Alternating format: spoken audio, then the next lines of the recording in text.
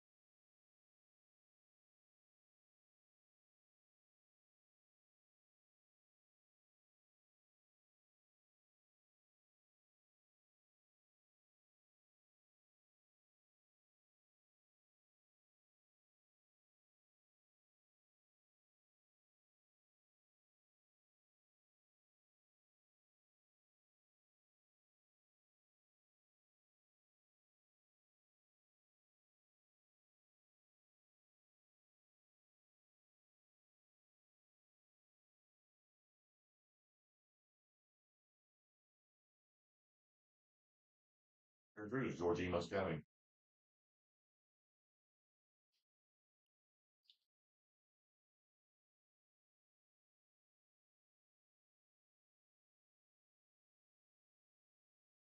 Hello. This is, hey, Savannah. Hey, Gary Cruz here. George E. Moscone. Are you going to be on joining us online? Oh, okay. We just don't see you in here.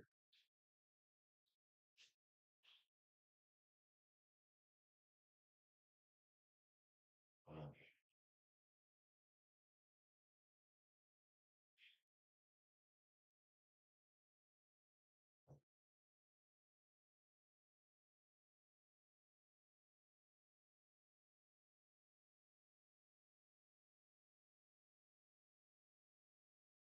oh, you're doing the train thing? Oh, I got you. Okay, we're on there. We're on. Just follow the link to the page. We got a couple of people in here. Seems like we're getting an early, kind of a late start.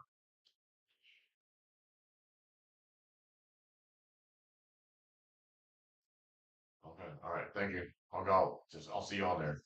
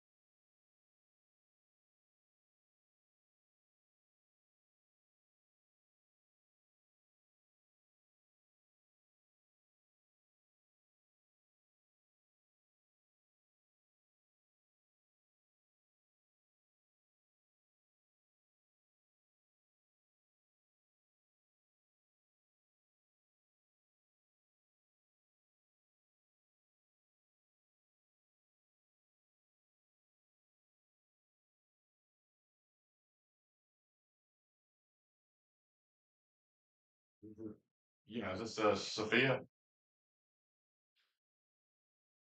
Are you? I just don't see you on there. Are you travel junkie?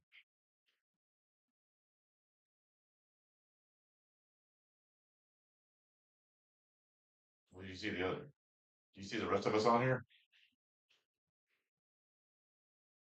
Oh, well, type us a message or something. Let us know you're on here. Oh, there you are. Okay.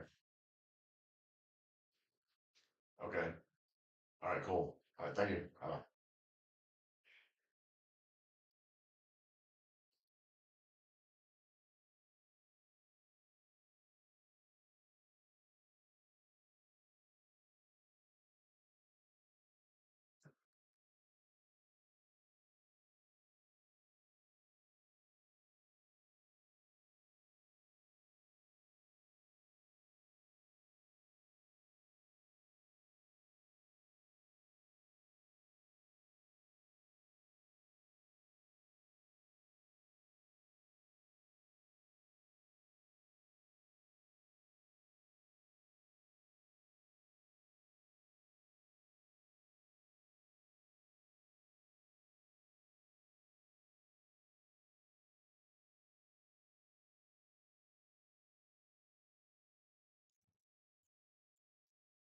If you guys are just floating around out there, just type something in the message box that way we know who you are on there. Who are you, travel junkie?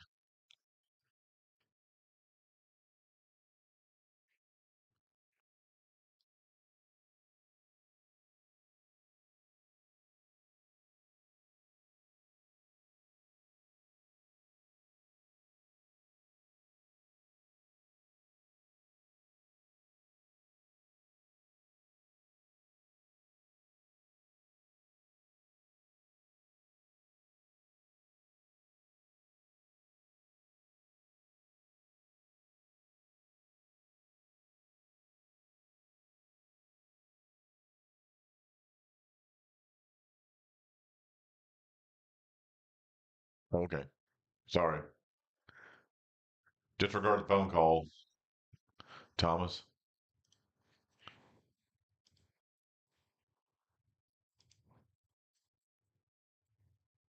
Let me figure out who we don't have here yet.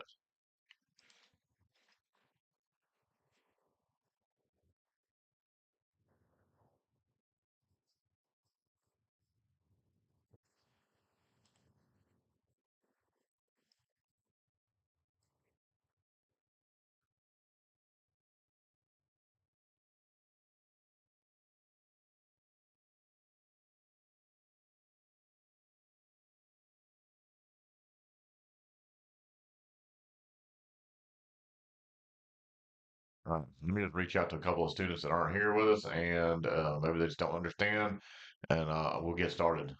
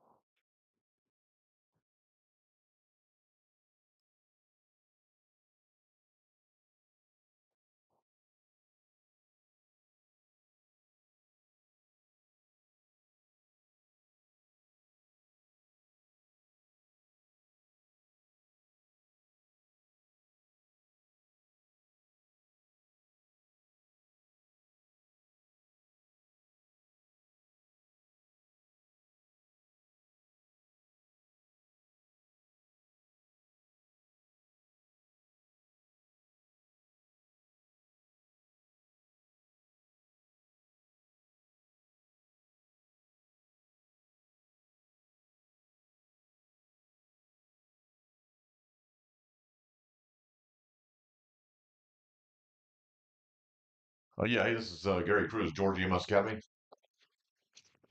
We're just trying to track you down. We're online or a class. You can join us this morning. Okay, well, I just don't see you on there. Can you send us a message on the chat screen? You see everybody else on there? Say, hey, it's me.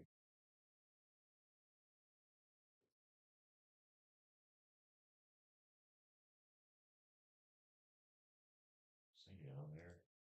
Do you hear me talking or anything?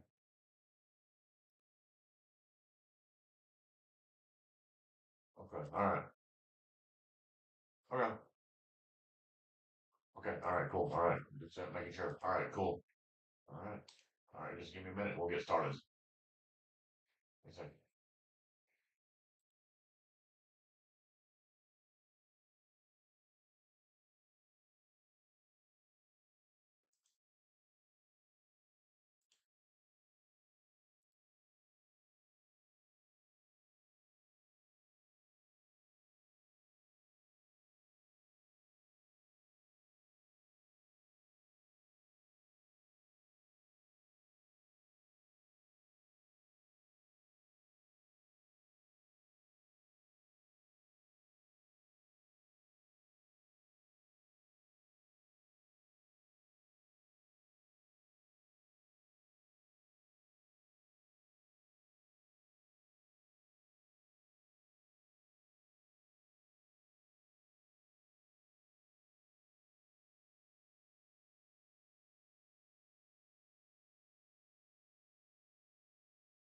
Was Adam there? Okay. All right. Is it did I get the right number? This is Gary Cruz with Georgia EMS Academy. Okay. All right. Good. All right. Well, we're waiting for him online, so holler at him. I said we have an online class today, and we were trying to figure out where he was.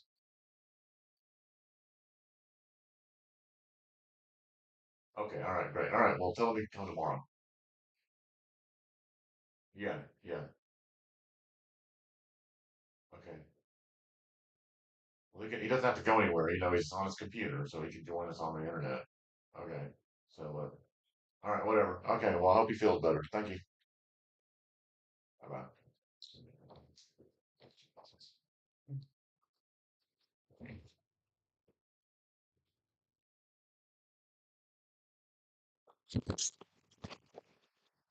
All right, welcome, welcome, welcome. All right, I think I got everybody that's gonna all ashore that's going to shore here. All right, so give me 1 second here. All right, the first thing we got to do is we have to get you guys where you can log into Image Trend. Okay, so go to this website. So I don't know if you guys remembered when you first came to our program, we had you go and set up an account on MyGemsys Elite, or I'm sorry, MyGemsys on the license management system.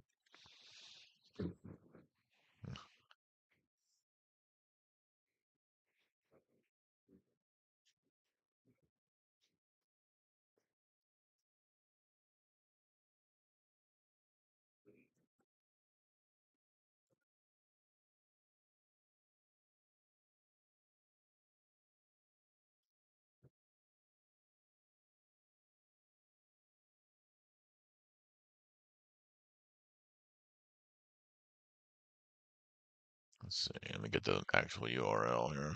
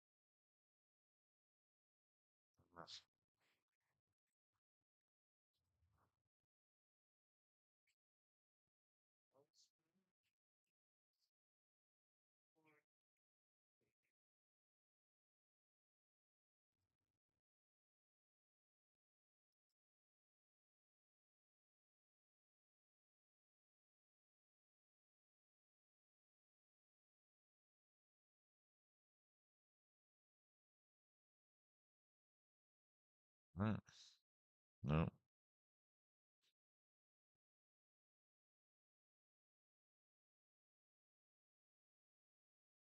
right, here we go. All right, so remember when we first started this class, you had to set up an account on there? Okay. Anybody remember that? Do you remember what your username and password was? Is it possible for you guys to log into this site here?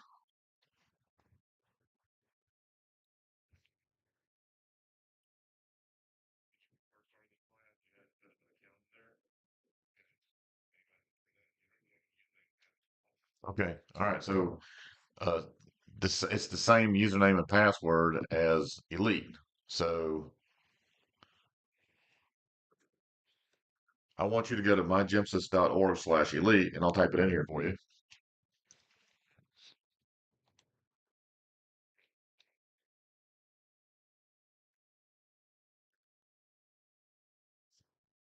So go there and log in. Oh, you know what? Hold on a second. I got to set up your account on there.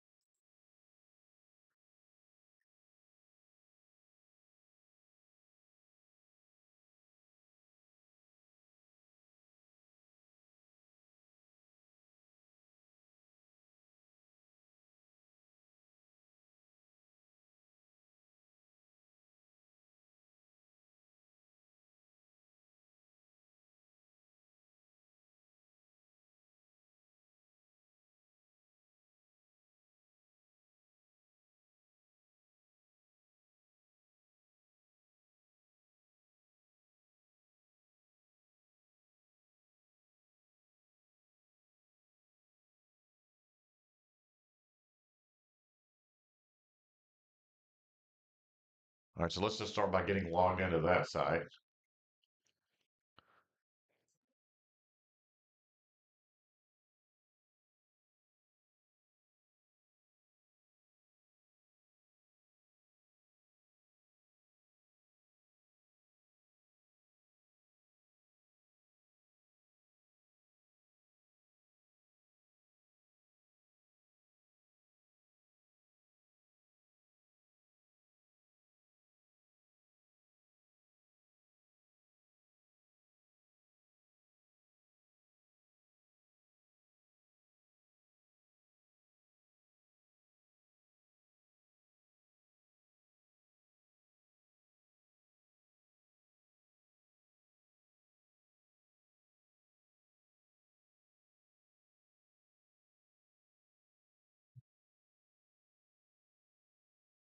Yeah.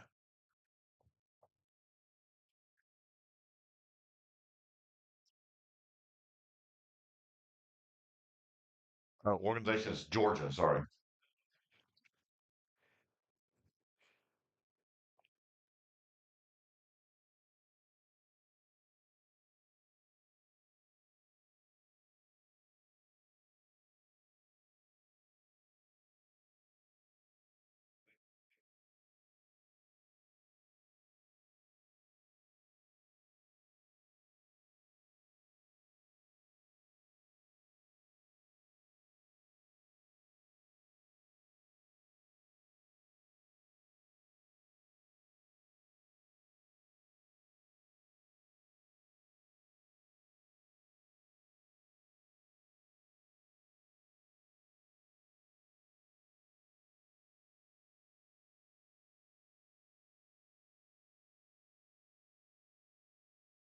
Awesome. All right. Does anybody have any problems logging in there?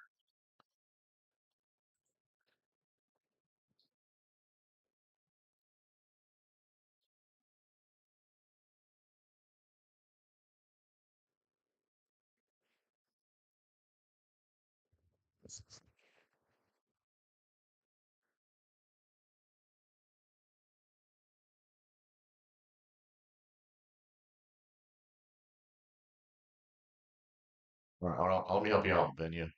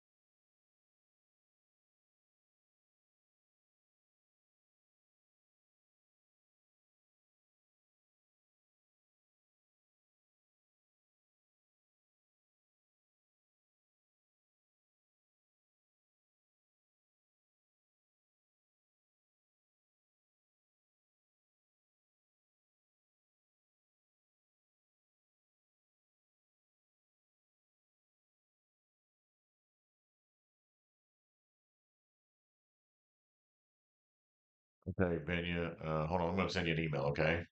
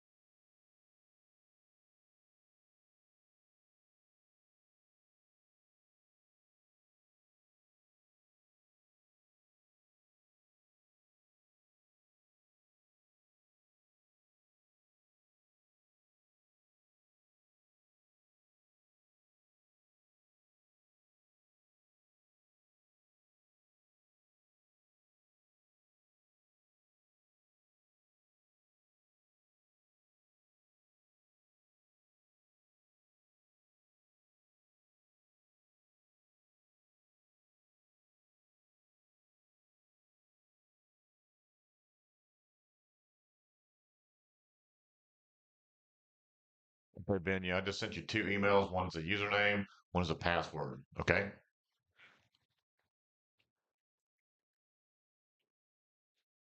All right, Savannah. All right. Let's see.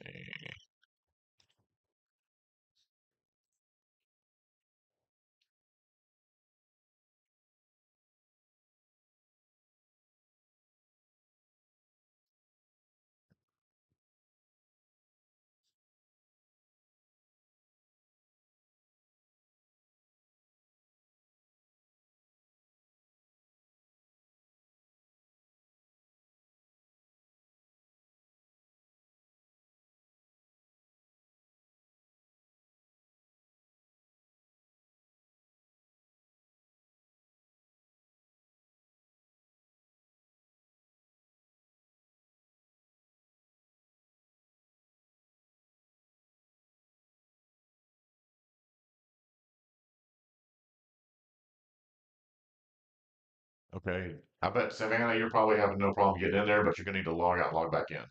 Okay. And make sure that you're under Georgia EMS Academy because I think you already log in there and use the system for other stuff. Okay, no problem. All right, hold on a second, Savannah. I'm going to send you a username and password. Okay.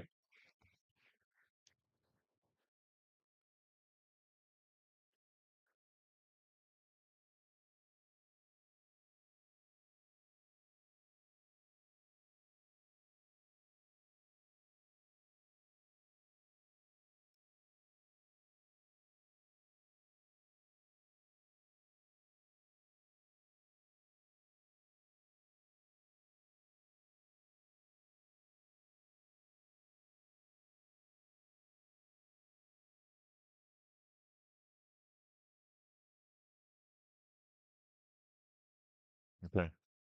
All right, just check your email, Savannah.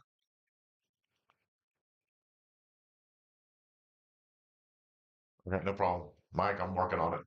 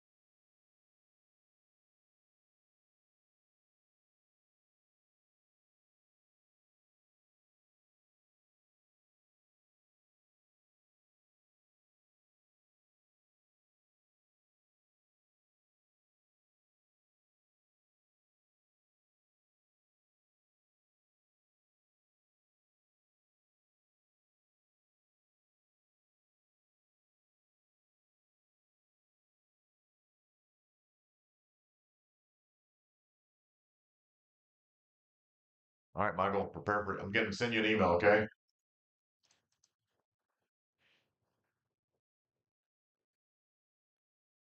Actually, two.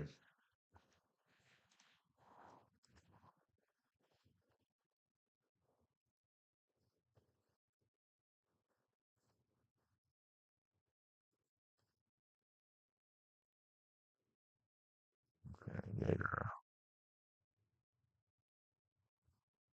All right, Jaeger, are you in?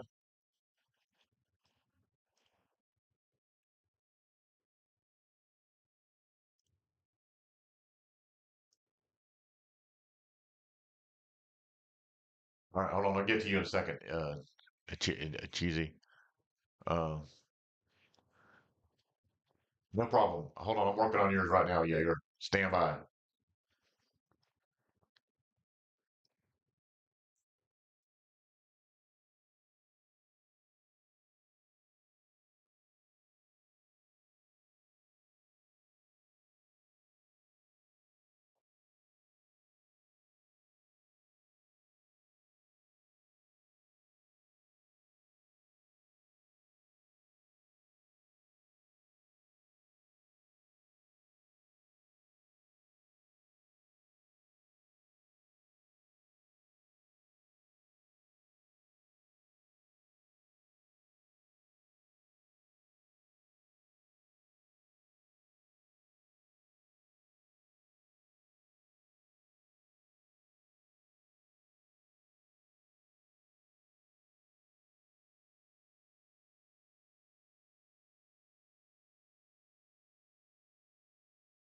All right, Jaeger, stand by for two emails.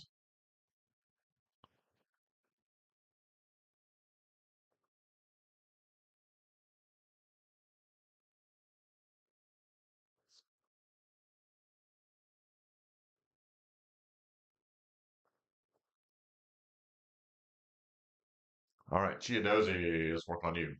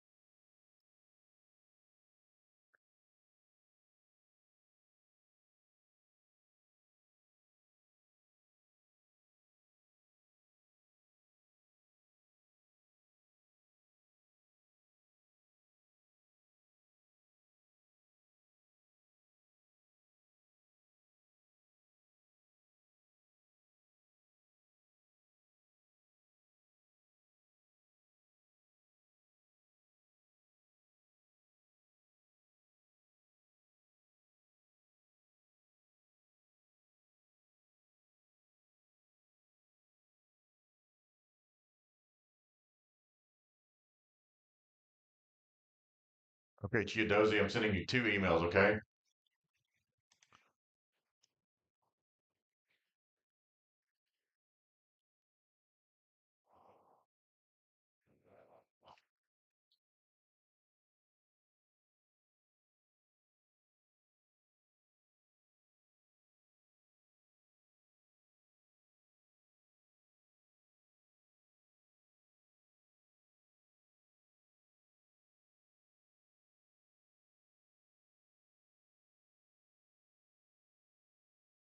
Okay. Who's not in? Hey, Jaeger, you should be in now, dude. Did you get your username and password on your email?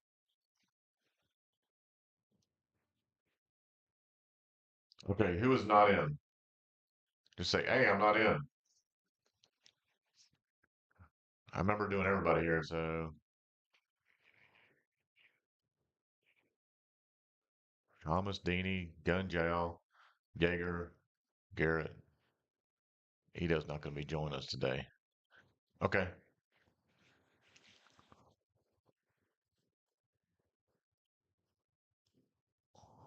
All right. I want you to log in and then I want you to be looking at this page here, okay?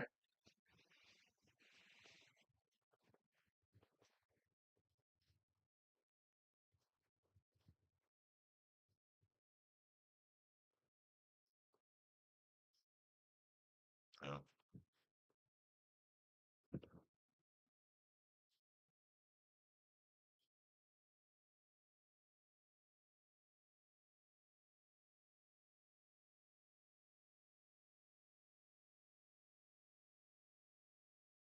Get past all this, all these announcements. All right. I want you to go up to the top of the page, click incidents, and then type and then go in and select GEMSYS PCR EMS version 3.5 form. Okay. And when your page looks like that, just report back to say I'm on the page. Okay.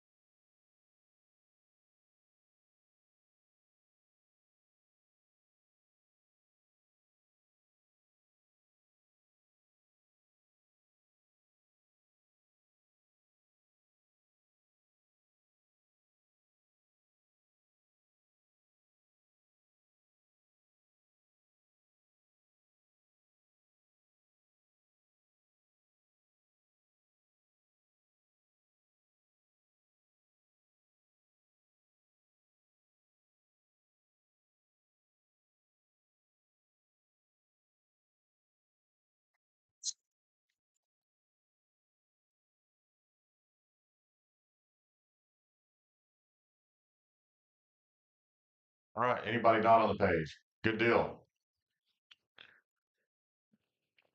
1, 2, 3, 4, 5.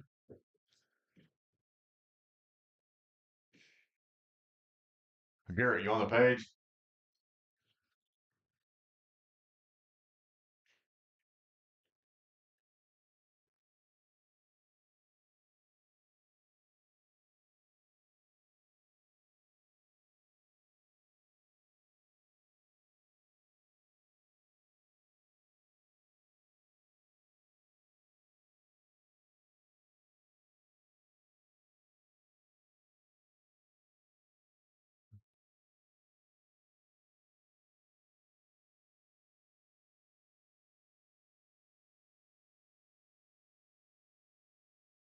All right, we're gonna do our first one, okay?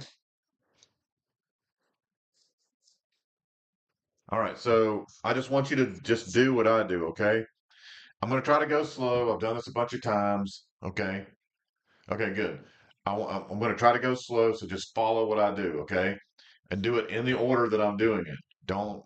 This is not the time to freelance, okay? I'm literally just step by step this whole process, okay? All right, you ready? Here we go. All right, incident number. Put in an incident number.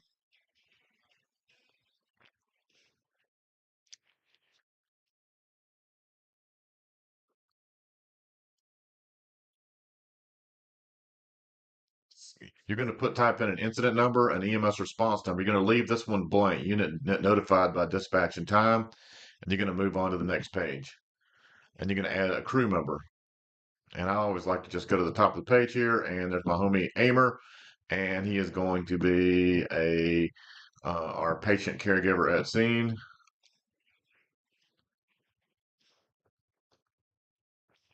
Actually, he just all the roles. Okay, great. All right, and then we're going to hit OK. Then we're going to go to dispatch info, and the reason is abdominal pain, and it's lower acuity.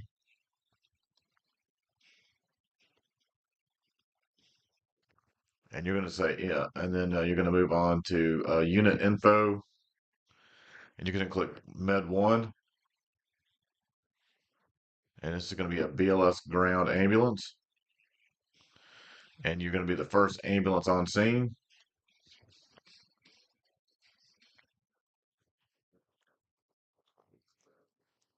Okay. And then you're going to go to response info, type of service requested is a 911 response to the scene. Response mode is non-emergent. Also, you can click next, so it takes you to the next page. I'm used to just going back and forth, toggling back and forth over here. Number of patients at the scene is we're going to say none. It's very important that you put none there. If you don't put none there, it's going to open up a whole can of whoop ass on you. Okay. So just put none. Just follow, just do what I'm telling you. Unit disposition, no patient found. Crew disposition. You're gonna scroll down to back in service, no care provided.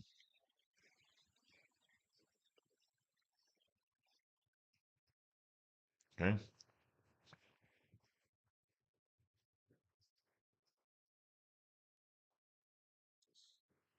Incident location. You can type in it's a private residence. Street address is 123 Elm Street. Oh, damn it.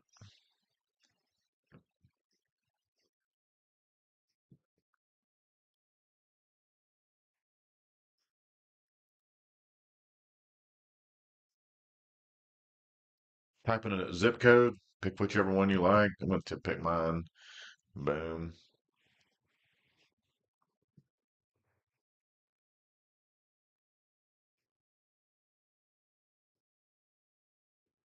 So the postal code here, if you just type in the postal code and you click the address lookup, it'll let you, it'll key in on like what, where, like it'll pick the other parts of the address in there for you. All right, now response times. It's really important that you follow that you do what I'm telling you. Okay, it's extremely important, else you're going to find yourself lost because this page has a shit ton of validation in it. This is the most validated website I've ever seen in my entire life.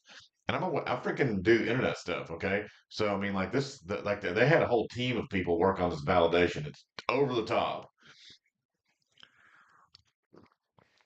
You can just imagine why people hate doing this. It's so unforgiving. All right, so let's start at the very top. PSAP call time, unit dispatch notified time, dispatch notified by dispatch time. Hit cancel. Okay, en route time, and then finally, and there you go. That's 100%. That's what you're shooting for. See that at the bottom it says 100% or 100 validation. Click save. Okay, and then what you're going to do is you're going to go to the bottom and click finish the incident.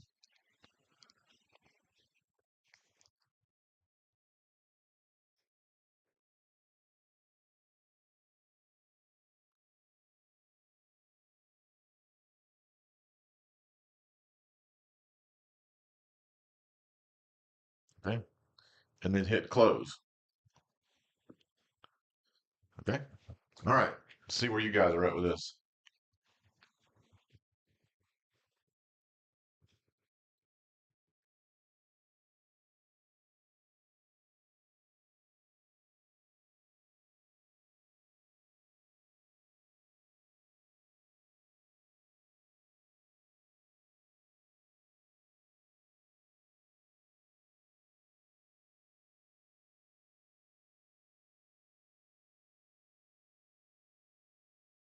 Yay! You guys are working on it.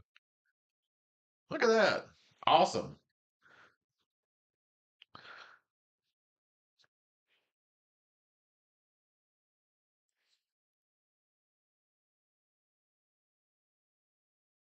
Okay, so I'm waiting for one from Garrett and Vingal, Vinya. So that's all I'm waiting for now. All right, so I need to see 99 or 100% validity, and you guys already did the first one. We're already 1/5 of the way there. All right, there's Vinya. She did 100%. Yay! All right, Garrett. Waiting on Garrett.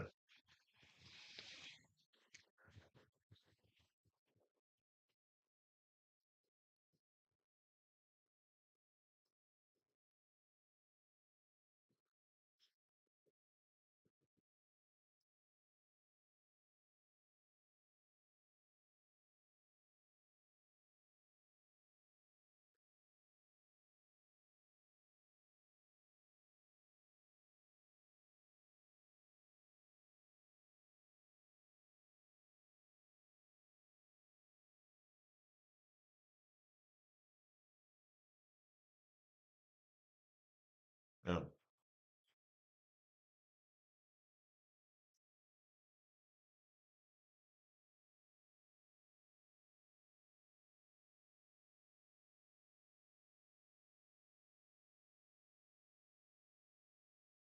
All right, so so Chiadozi. Let's see.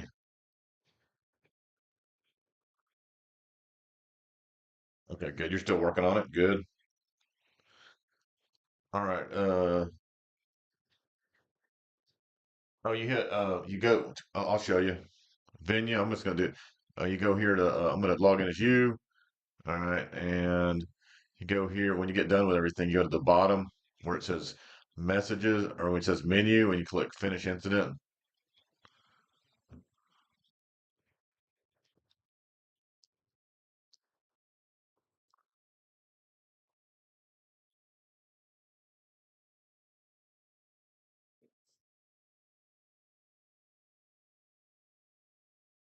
Okay, Savannah, are logging in? Do you have any problems? Because we don't see you on here. You're not popping up on my radar.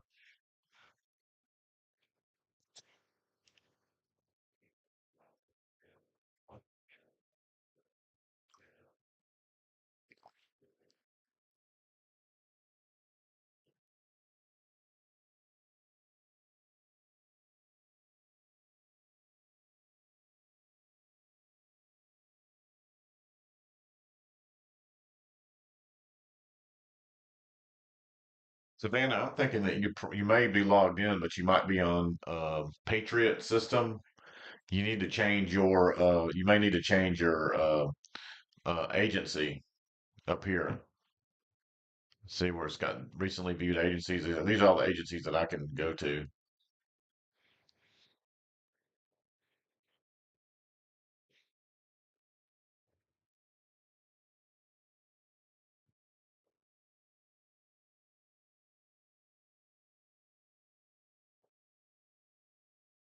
Oh, there you are. Never mind. I'm a dumbass. Okay, great. All right. Now that everybody's in here and has done one, I want you to just do two more. Just bang them out. Just do exactly what we just did. I want you to do it on your own. Okay? I'll be standing by if you have any questions. Okay?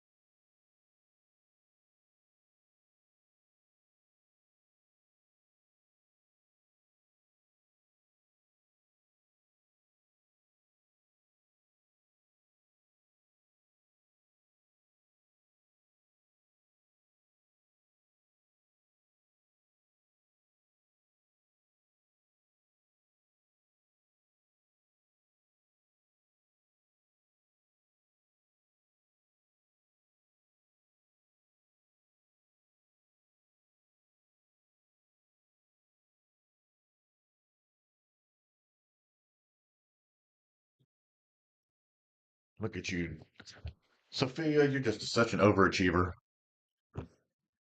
You get 10 gold stars.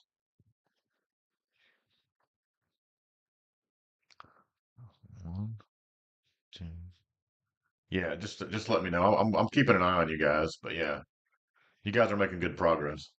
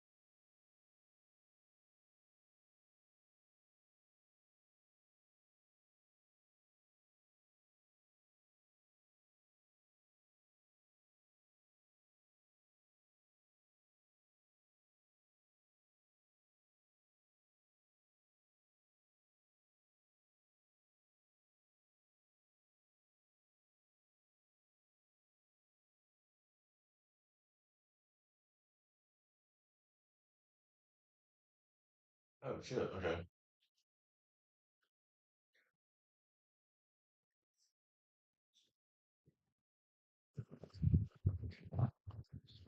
Did I say five? I thought, did I say five or three?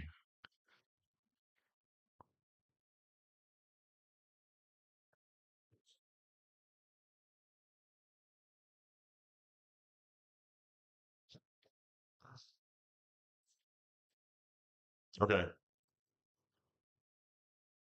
I wanted to do actual two actual calls with you on here. So five was the requirement, but I'd like to do that because I want you to see that there's some learning value here as opposed to me just checking a block.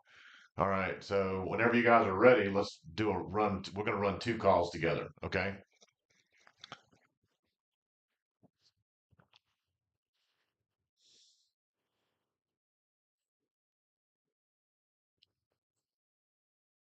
I probably did say five, knowing me. Okay. Well, how about this? If y'all do the five, we'll just do one, then we'll call it a day. All right? How's that sound? Does that sound fair? I did want to take you through a call, the mechanics of running a call and putting it in here, so that we can get some training value out of this of some sort.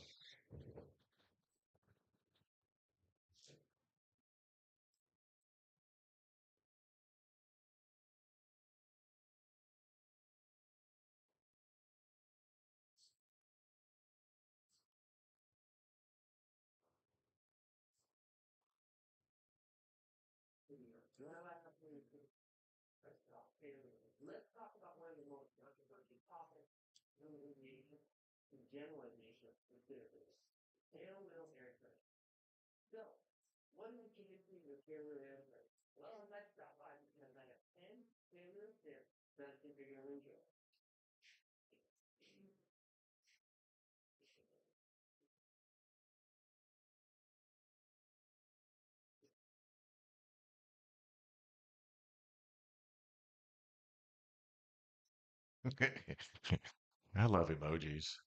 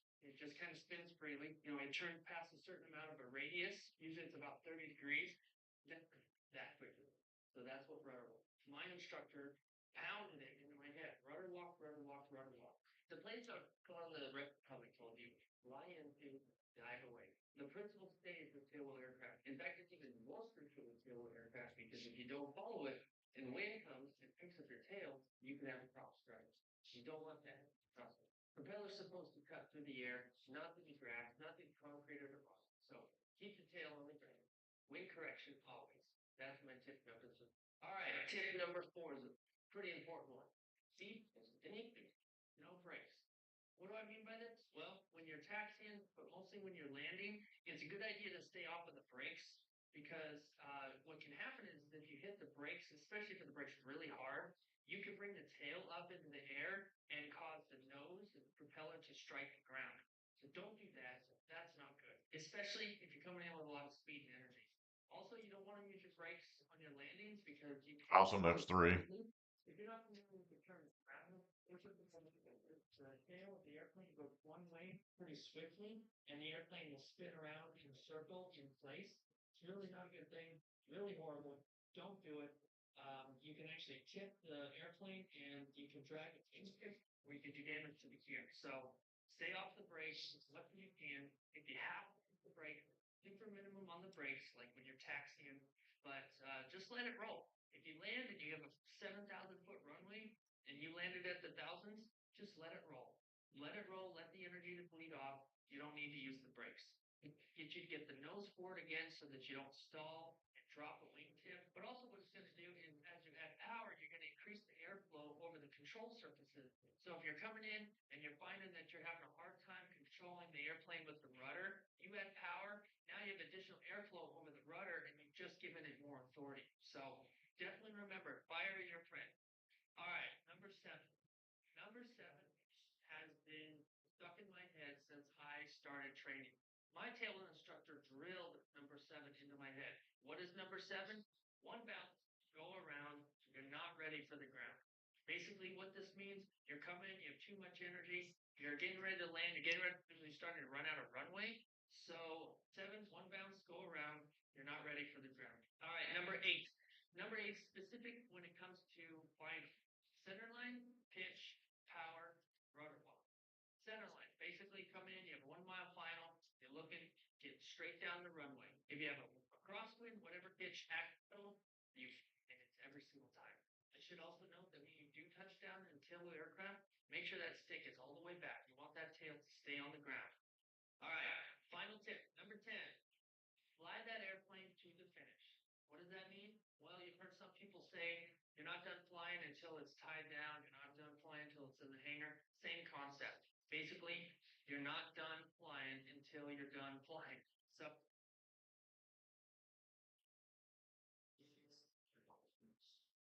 Okay, one, two. Okay.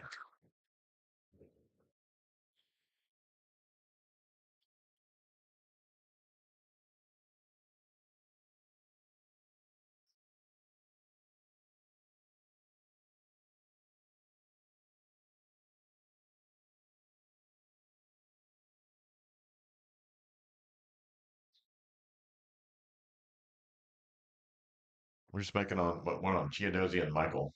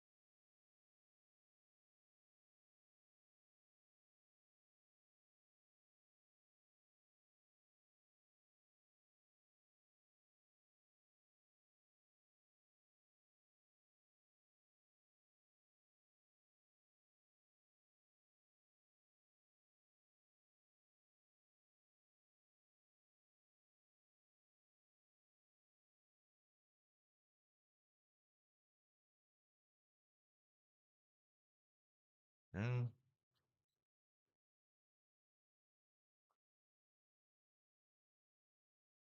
All right. All right, you guys ready to do the last one?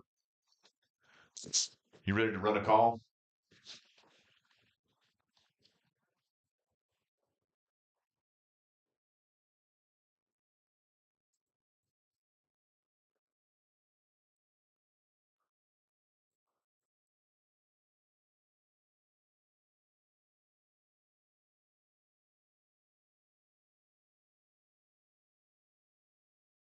Let me know. Let me know in the comments if you're ready to move on.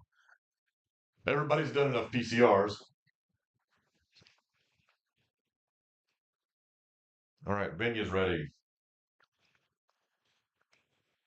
Jaeger's ready. Jaeger's always ready. Sophia's ready.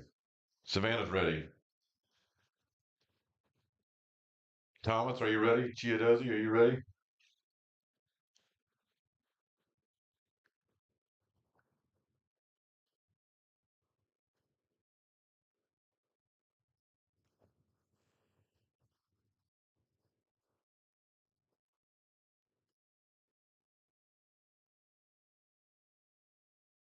Waiting on Thomas and Chiadozi, and just let me know when you're if you're ready. Okay, look at that. He's ready to roll. Chiadozi, you with us?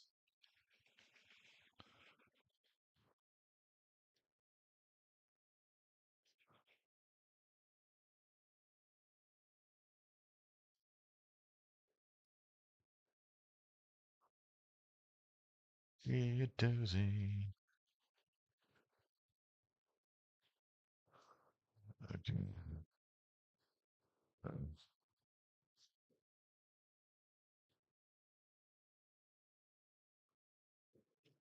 All right, very good. Okay, all right. So now we're going to watch a little video. Okay. All right. Let's start with. All right. So I ran a lot of calls. I'd say around I estimate around 20,000 EMS calls over the course of my career, and I pretty much wrote most of them. Most people do not like writing the patient care report. Um, Personally, I never really minded it so much. I have had kind of a clerical background to a certain degree before I even got into this stuff. So a little bit of paperwork for me is not that big of a deal. Um, the um, but what to write? Nobody really tells you about this, and it was my first example, when I first started writing work on the ambulance, I was working for some private ambulance services, and the main goal of the private of what you write in a narrative or what you write on a patient care report for a private ambulance service is in the interest of getting paid.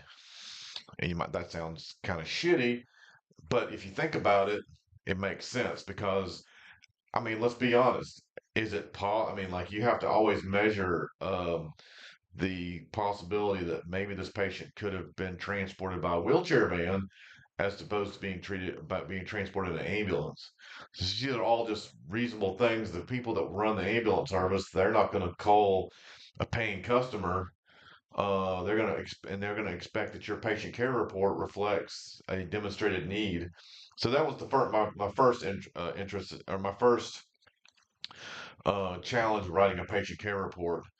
Then I worked for, and then just like that, I worked for several private ambulance services, and then I worked for DeKalb EMS for about 10 years, and their report system was, I mean, that what they wanted to see in a patient care report was um, actually they didn't care what you wrote. If you transported the patient, they didn't care what you wrote.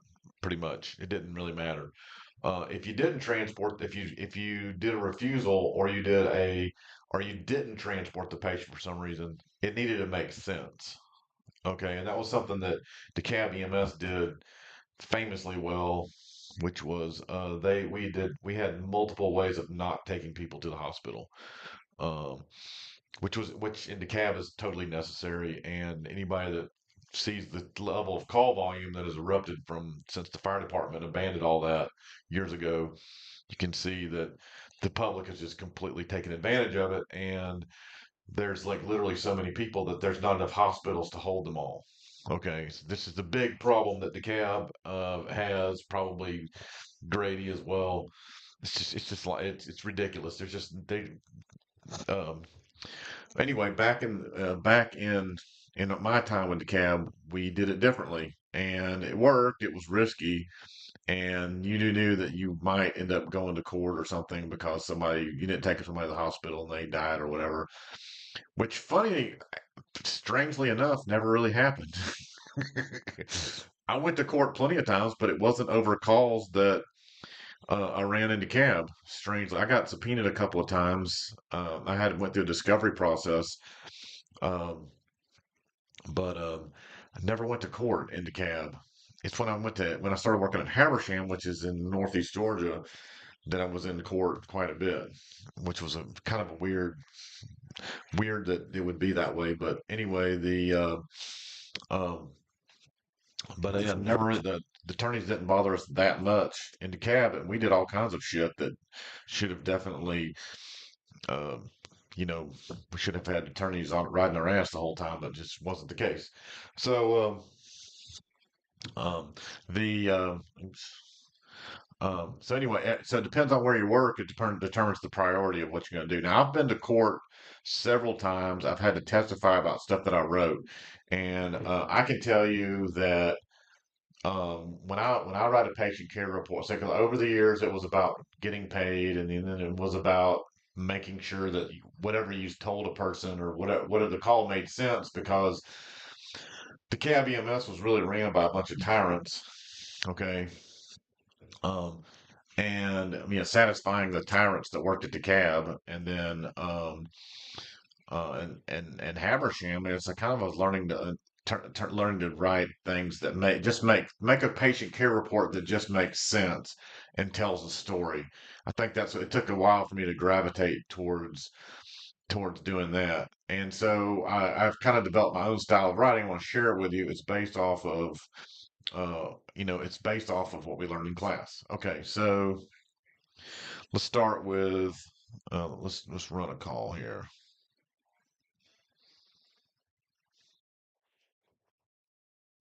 We're gonna watch this little movie here. There's no sound, so I'm just gonna kind of narrate it a little bit for you.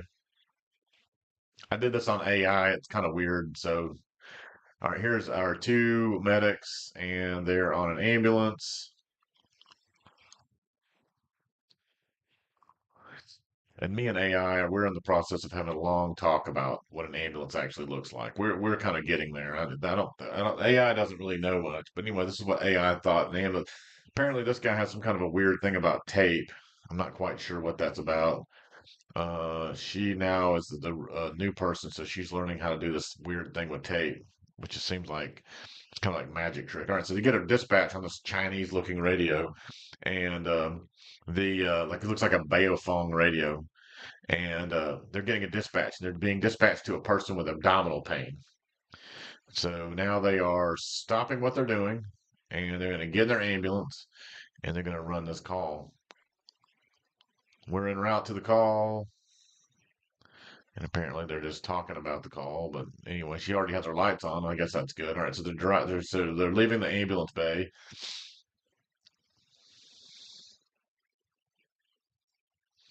Now they're driving through town, which is what I think is funny about AI. I think AI thinks that the world like a cityscape looks like Toronto.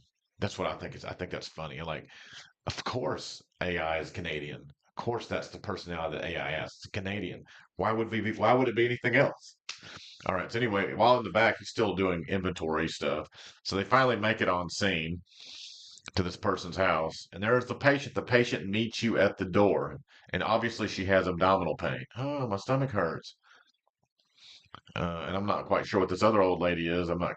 Again, this is some crap that AI came up with.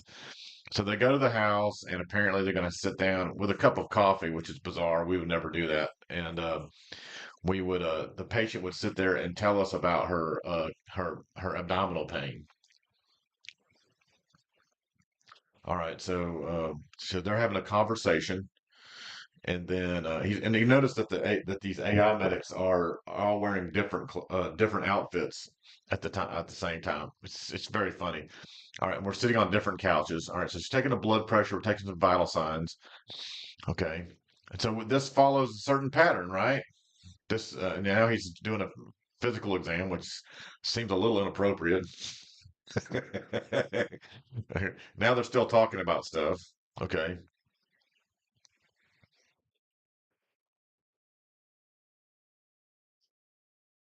All right. So now they're going to put her on the ambulance, but apparently the patient is also the medic. But again, remember it's AI, so it's a little bit weird. And also, there's two of the same medics there. Sometimes, and now they're going to actually bring the ambulance inside of the hospital, which is hilarious. All right, so they drop they give a report and they leave the hospital, and now they're like, like happy about the work they just did, and then, and now they got to go drive, now they got to go run back and do another call. All right, now we're getting ready to run another call. All right, so let's take a look and see how that kind of adds up to the Chinese menu.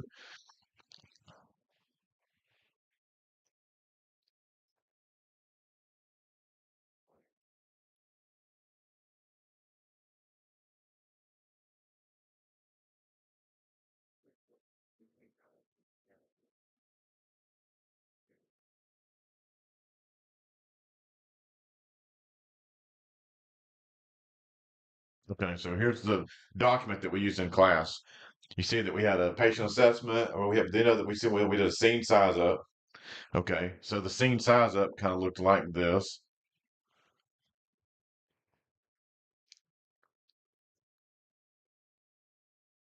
So we go boom, and route to the call. We get the call. See, this is the scene size up phase of the call.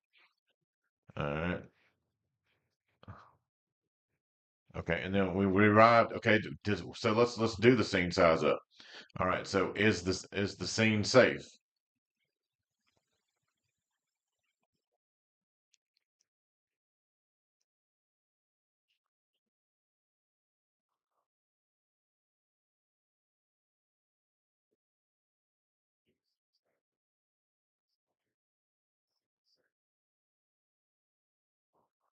So is the scene safe? Yes. Was there a mechanism of injury? No. How many patients? You had one. Did you need additional resources? No, you did not. Okay, that's easy. So this is an easy call to explain. So the scene size up is completely unremarkable. All right, and then next we did a primary survey, and so in this particular scenario, was there anything complicated about the primary survey? The patient had signs of circulation. They were the patient didn't need C-spine control. The patient was alert. So you assess. So you didn't need to assess the airway. So you checked breathing. The patient seemed to be breathing okay. It didn't determine you didn't need oxygen therapy. So then you moved on to the check the radial pulse, and then you had to choose a follow up assessment, which obviously I mean, just the gravity of the situation dictated that you would have done a focus history and physical exam. I mean, it's almost like you have a person here that's talking to you that has abdominal pain. There's no mechanism, so how else are you going to figure out what's wrong with them, right? So you play 50 questions with them by doing the sample history, and then you take some vital signs, and then you do and then you do a focused physical exam. Which in the case of this patient, he touched the abdomen, but what exactly was it that he should be thinking is wrong with the patient? So we've got abdominal pain.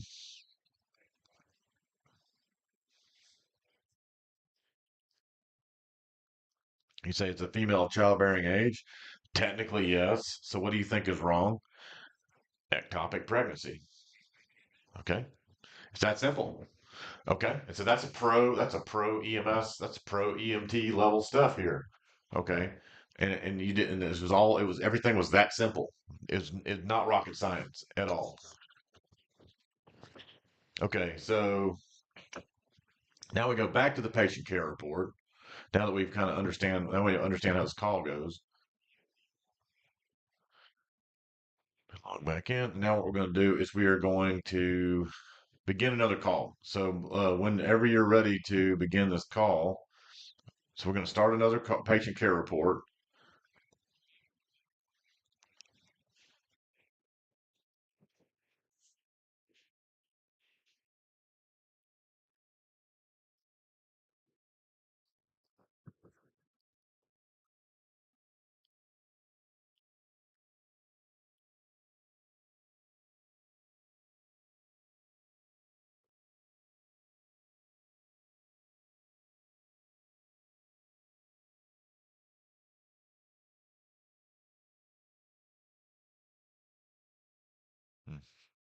Apparently, we're having some problems here with the website. So when you get on there, let me know.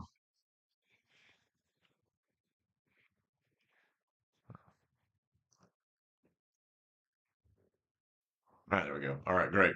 All right, so is everybody looking at this page? So whenever you're ready, when you're looking at this page, just type in there that you got it and you're ready to go. Okay? I don't want to go too. I don't want to over. I don't want to creep past where you are.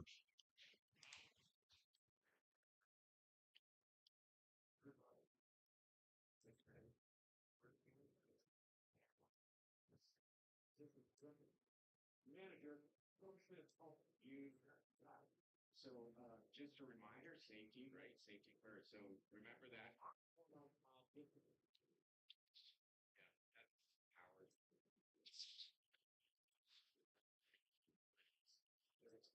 Pressurized aircraft in the United States was from the National Museum of the United States. There we go. It is all spinning. Okay, look at that. You guys are all over this. Okay, great. All right, so now we're going to begin.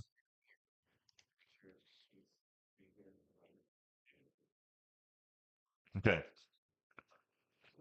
All right, incident number is abdominal pain. Response number is abdominal pain. We're going to leave unit dispatch notified time blank. We're going to click next. We're going to add a crew member. It's going to be my old friend Amer.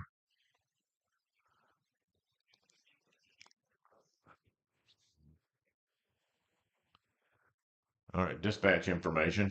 We're going to type in abdominal pain. It's going to be lower acuity. It's going to ask later. It's going to ask you was EMD performed. We're just going to write. We're going to put in no. You might say what's EMD? Well, let me tell you about EMD. So, um,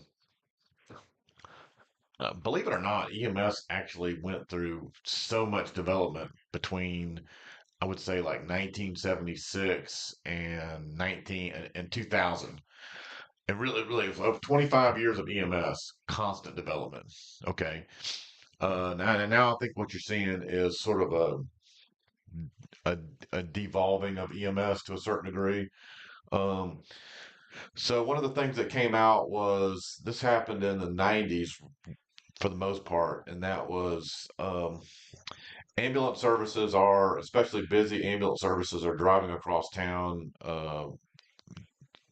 lights and sirens causing accidents. And so the first thing that happened, so one of the things that happened, somebody came up with a system where an ambulance could be delayed and it would be okay. So, and they wouldn't count against your response times because actually ambulance services, I mean, we got to come up with a better way to do to determine the function of, or determine the how well ambulance service is doing. But it's always been about response times, and so there's been this magical number of an 8 minute response time over the years. And of course, when I worked at DeKalb, we never had an 8 minute response. We had like a 15 minute response time, you know. And of course, when I worked in Habersham, it would be the response times could be 30 minutes and with no big deal because you're just in the middle of nowhere. So, um, so to keep all this from becoming confusing, well, why send an ambulance, lights, and sirens across town to somebody with say something like abdominal pain? You know, you need to send an ambulance, lights, and sirens to a cardiac arrest or a person with difficulty breathing, or maybe or something else. But um, so this EMD system was created for that, and it basically became something that dispatching centers would train their dispatchers to do, call takers to do.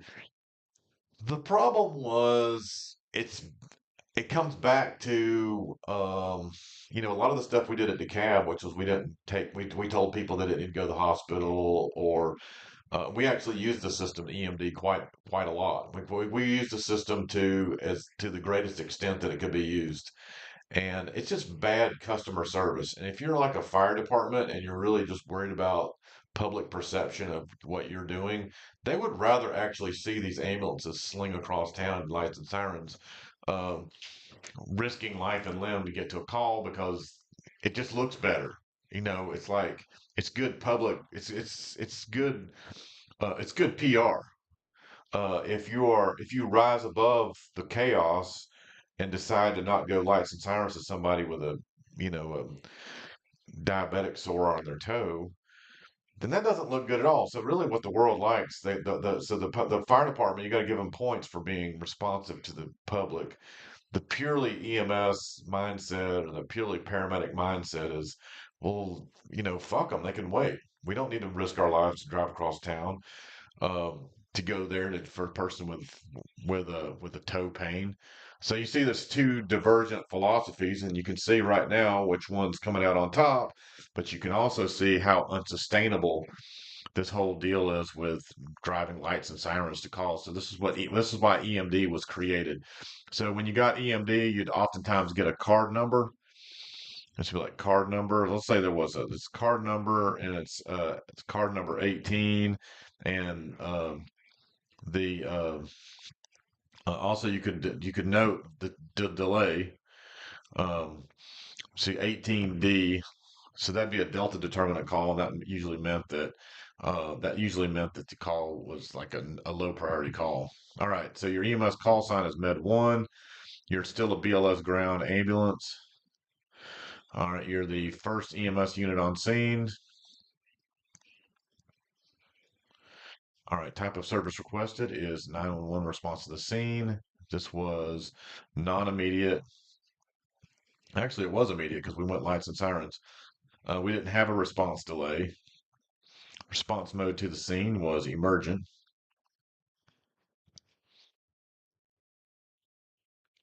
All right, and then additional response mode descriptors was, you can put whatever makes sense. All right, so sometimes, I mean, look, sometimes you guys are transporting. You're not using a dispatching system. In fact, most of the private ambulance services aren't really per se using a dispatcher.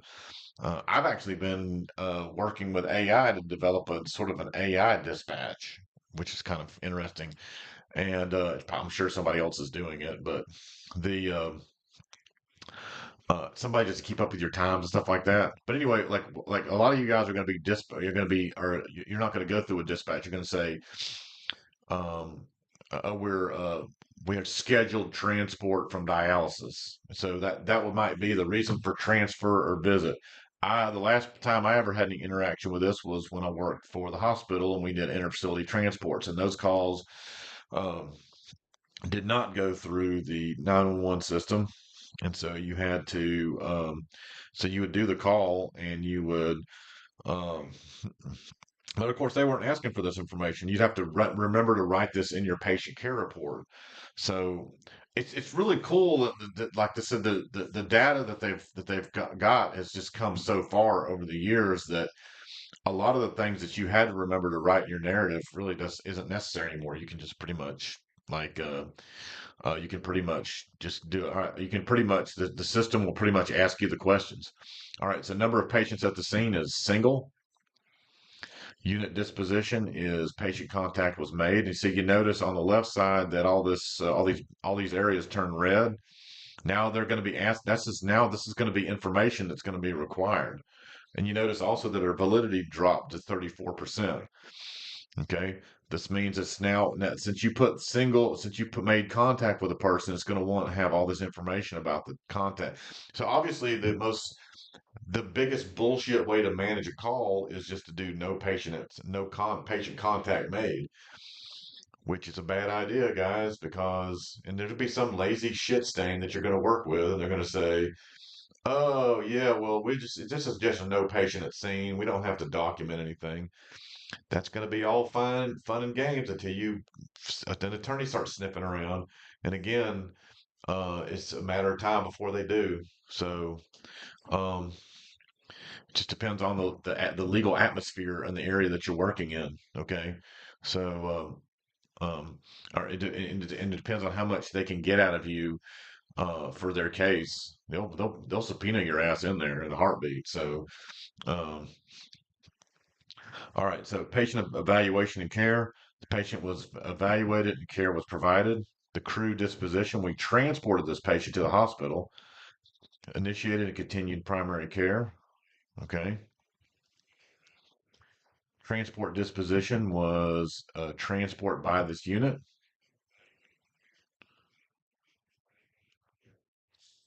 Incident location type is a home or residence. The incident address is, again, it's going to be 123 Elm Street. All right, you're going to type in your zip code. Do your address lookup. You know what? I'm going to live in Fairview today.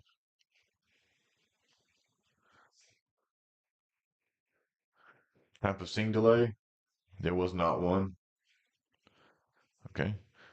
But think about this for a second. What if you were dispatched to a cardiac arrest and you got delayed by something like a train, traffic, road construction? You'd want to write that down. You want to explain that, right? So a lot of times these are things that just didn't make it into the narrative because the people working on the ambulance didn't think to include it into the patient care report. And people were writing the patient care. People were writing these reports without ever thinking anybody was ever going to read them. But you know what? Sometimes they do read them. And yeah, I've talked about attorneys. Nurses really don't read them like you think they would. The nurses might use the information on the form, as part of their part of their documentation. Because I'm going to be very I'm going to be very diligent to make sure that the um, that I write the. Hold on a second. Let's stand by.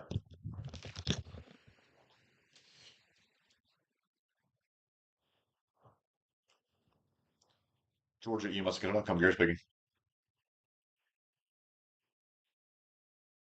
Oh, hey, what's going on? I'm in a little middle of a class. What can I do for you?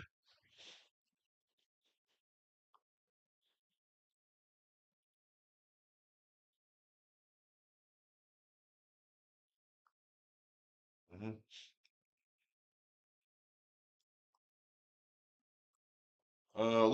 Send me an email. Send me an email. That's the easiest way for me to deal with it. All right, cool. I appreciate it. But yeah, just send me that email and I'll get right on it. And as soon as we get a break here. All right. Thank you, Demone. Bye bye.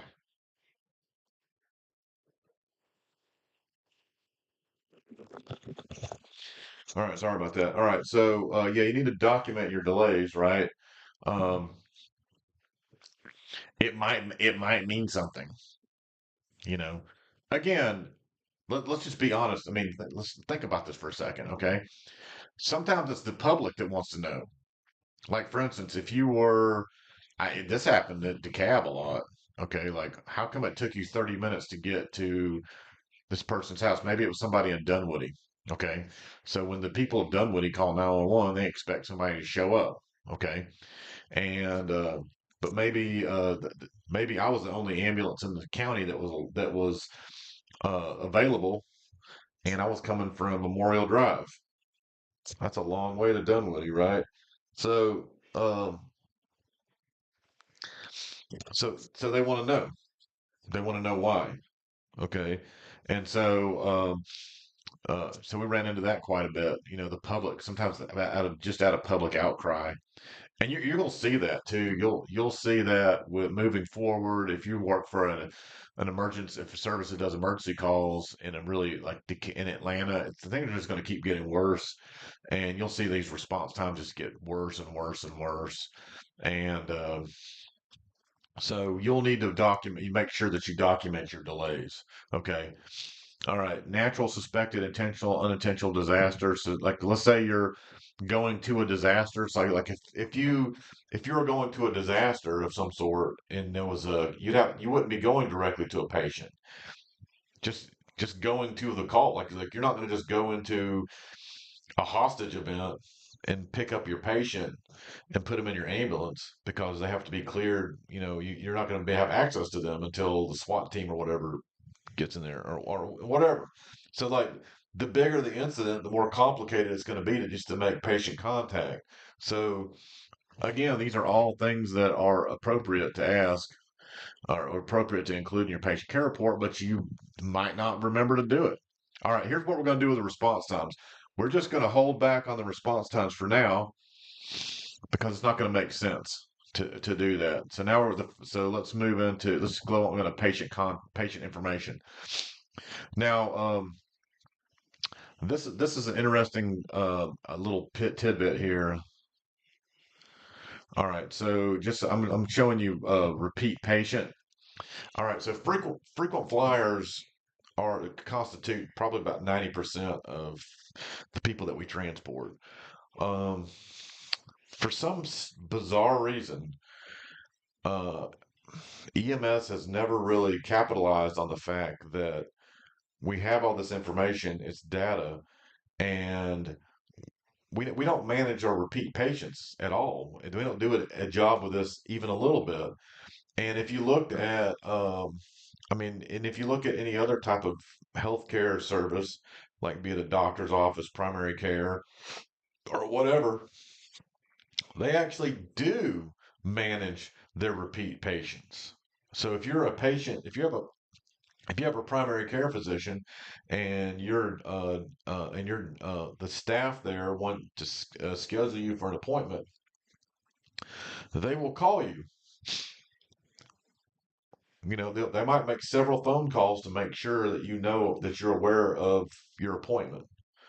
Okay. So this is what I'm talking about. See, so we don't manage our repeat patients. But Image Trend understands that this wasn't. I never really realized that most of the patients were repeat patients until after this giant statewide system had been developed. I never really thought about it. It's almost like I was in the dark for 10 or 12 years or so before I figured out that, like, holy shit, like every one of these patients, almost without fail, is somebody that we've transported in the last 2 to 3 months. And there's like, and you try to figure out who transported them last time, and you look at the sheet, and it was like, hey, that looks like the way I would have written that up. You know, you would have looking at the way the patient's name was. Like I used to use a lot of all caps, so I could tell which reports were mine, and um, all cap, and so like I was saying, like, man, look at all these medications are done in all caps. I mean, I only know one guy that does that. That's me.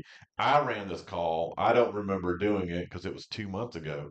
So, uh, anyway, this patient's probably a frequent flyer. Every one of your patients in private EMS is going to be a frequent flyer, unless you do interfacility transports or something like that. All right, so but we're going to have to input this in. You can also Um, you can they have software in here that allows you to swipe a barcode, and so imagine you have a tablet, it's got a barcode scanner. You can scan a driver's license. Okay, so that's pretty cool. And this is just like basic functionality. It's a pretty basic laptop I've got here. Okay, and I could have scanned my driver's license, would have put it in there. All right, so but anyway, let's type her name in here. All right. So like I said, I like to use all caps. All right. Her name is Doe Jane Jane J Doe. Date of birth is 01/01/1981. Okay. She's 45 years old. All right. Race is white and female. Doesn't matter. Okay. So like, is medicine has medicine really gotten confused about who's male and who's female? I don't think so. I think we always go with what were you born as, if nothing else. You could put a social security number in here. Estimated body weight is 130 pounds. Okay. All right. Patient address is it's going to be the same as, okay, looks at patient address the same as the address. So it just copies down the address. You can put the patient's phone number in there. This is pretty good information, pretty good to do. 404-444-4444.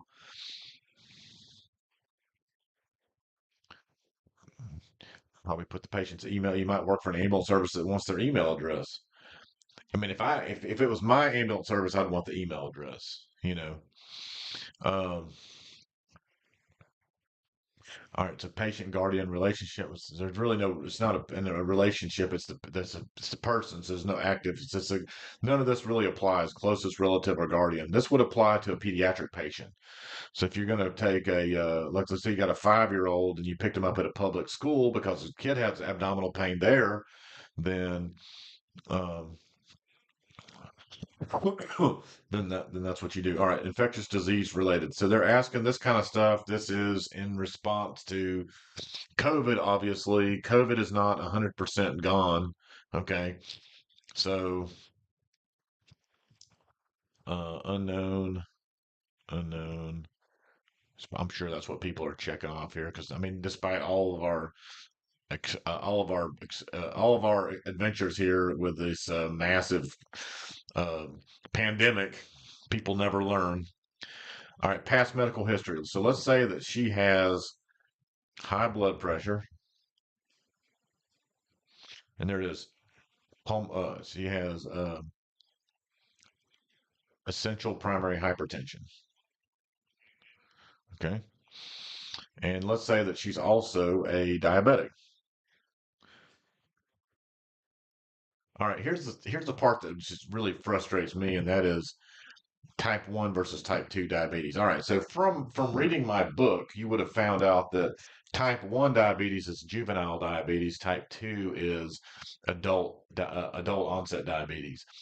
Um, Honestly, who cares? Does it really matter? Both patients could end up on insulin. Really, what matters to us is, does the patient take insulin or not?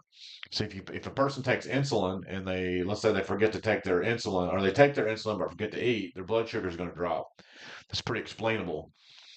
But what about when a person takes oral hypoglycemic agent and forgets to eat, or does eat, or has gastrointestinal tract problems that we really don't quite appreciate on an ambulance? Well, I mean, these are all d- d- d- people. You're going to like people with diabetes, but you're going to like people who take insulin more than don't. Okay, because the non-insulin dependent diabetic is complicated, where the insulin dependent diabetic is not. Is was very easy to understand. Okay, they might tell you some other history like that's not on the list, and like let's look at all the stuff that's on the list here. It has a lot of stuff on here.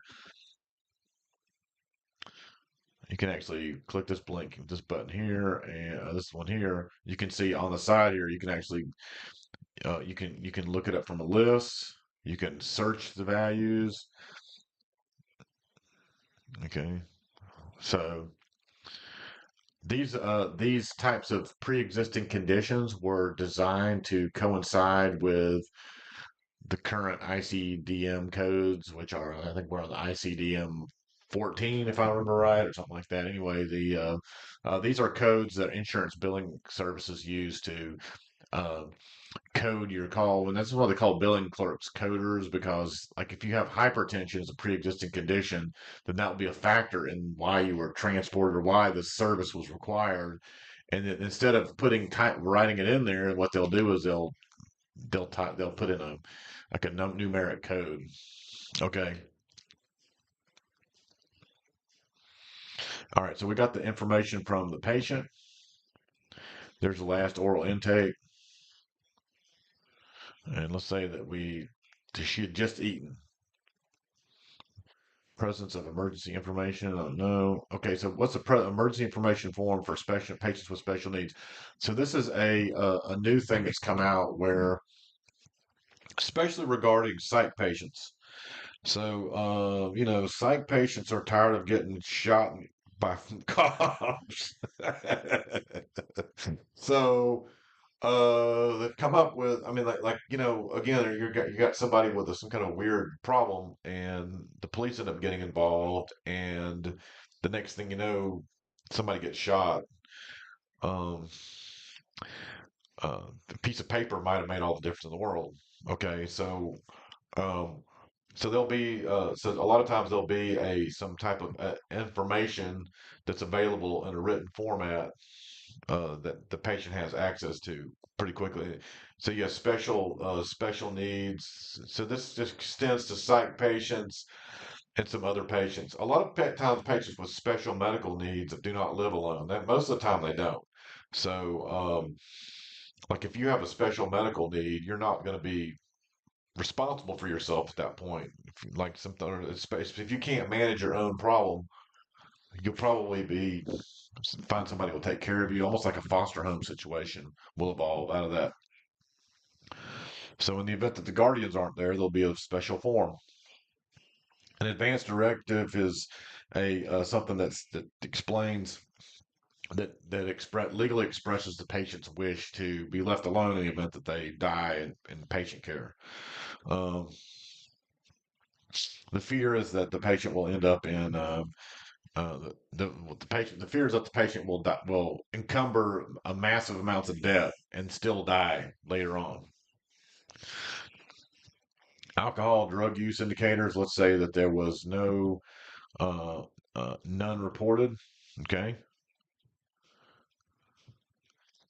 Possible pregnancy. We're going to say yes because we think this is a possible ectopic pregnancy. You can sit there and ask about last menstrual period if you want to. I don't feel comfortable asking that question.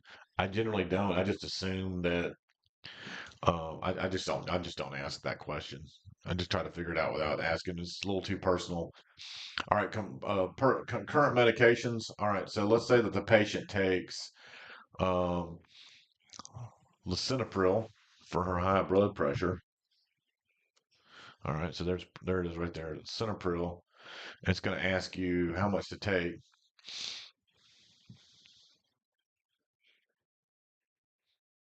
We'll say we got 10 milligrams.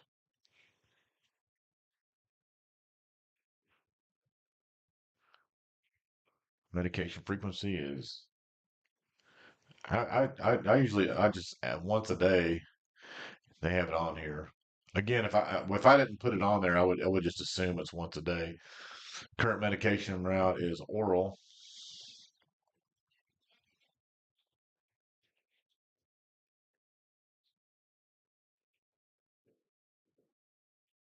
You can even put the patient's pharmacy down. Now, again, in Atlanta, you're not going to really um, like that's going to be too much information. Like I said, Atlanta, like nobody cared who your primary care physician was or what your pharmacy was. But when you get outside the perimeter, about 50 miles and you start getting away from major cities, you start seeing like all that stuff really starts mattering.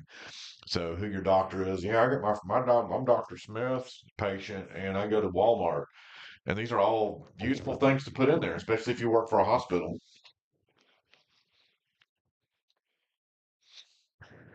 All right, let's add another one. So she takes, let's say she takes glucophage,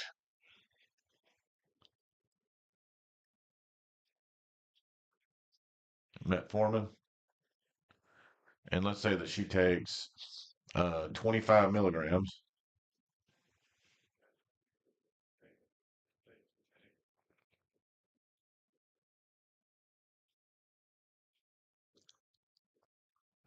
And she has to take it uh, twice a day.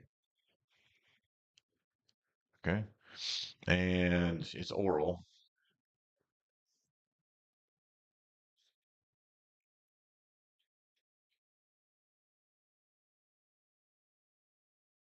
All right, so awesome. So then we move on to medication allergies. Let's say that she is allergic to latex. Uh, so maybe that's not a good medication. Let's try another one. Let's say that she is allergic to codeine. Here, a lot of people are allergic to codeine. Okay. They could even ask you for more information, like what happens. I mean, look, let's be honest. The average person, like they take a medication and it's like, oh, I take codeine. It makes me constipated or it makes my stomach hurt. Well, those are just side effects, okay? We don't give a shit about side effects. We care about does it cause anaphylaxis? Okay, that's the only things that should be on there. So yeah, it's probably reasonable enough to ask, well, what happens when you take codeine? Um, oh well, I turn into a gremlin.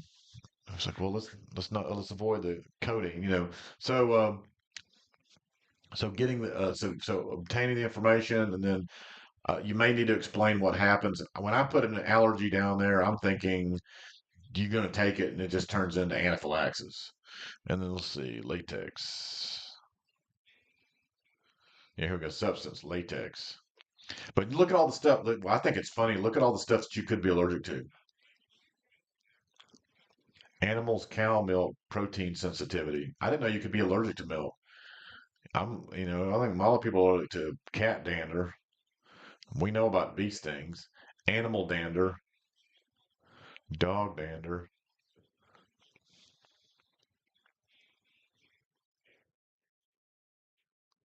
grass pollen.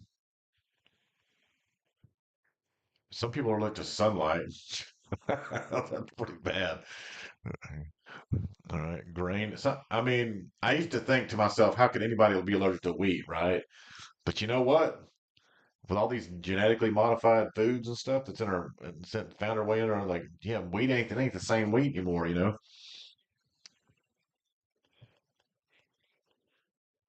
So olive oil, almonds, coconut and oil, walnuts, shrimp. Now, shrimp's interesting because if you're allergic to shrimp or shellfish, that means that you are probably also allergic to iodine. Some people are allergic to cinnamon. You might say, why do I care about iodine? Oh yeah, look, this was the one that surprised me. Potatoes. I didn't know you could be allergic to a potato. That just blew my mind.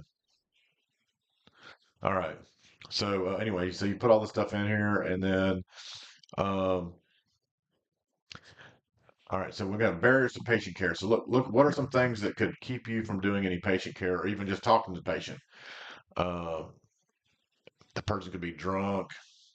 I've seen all these. Developmentally impaired. You have to go through somebody else. Language barrier. Um, yeah, obesity is one of those things you might say. How could somebody being obese? I mean, if someone can't walk around because they weigh 700 pounds, then that is going to be a barrier to care. You don't even have the equipment to probably even take their blood pressure, right? So these are all legit, all legit. I've seen the cultural religious thing a lot in DeKalb. Um, so these are all if anything that mattered, if anything was on there, but you can if did well no we didn't have anything like that in our situation. All right, so the patient's complaint is abdominal pain. It's been going on for 5 hours.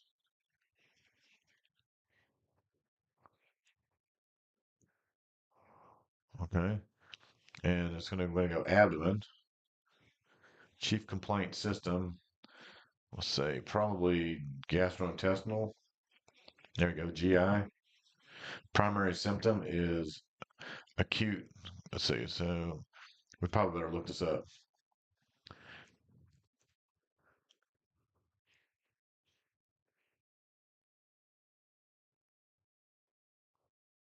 There you go.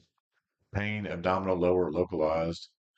All right. You could add any other additional symptoms, like what goes along with abdominal pain. Well, I would say nausea and vomiting.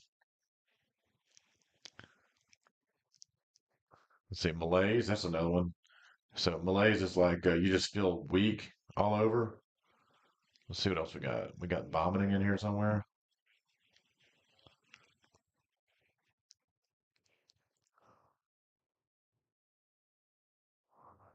We might have to look for that. Nausea. Here we go. Digestive nausea. Okay, good. All right. Patient activity. Patient acuity. Or back patient activity. Doesn't look like she was doing anything.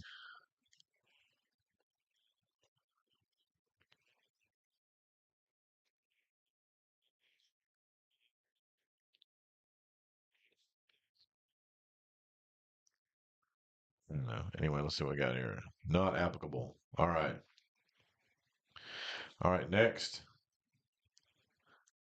initial patient acuity was. I'm going to give this a non-acute routine. I do not generally consider abdominal pain to be a particularly acute problem compared to, say, respiratory distress, cardiac arrest, imminent delivery. person bleeding, a person in shock. I don't know. So when you measure it all up against all that other stuff, it might sound like I'm a hard ass, but when you compare it against all the other stuff that we've talked about in class, abdominal pain doesn't stack up very much, does it? Oh, probably better save the data. So hold on, let's save it.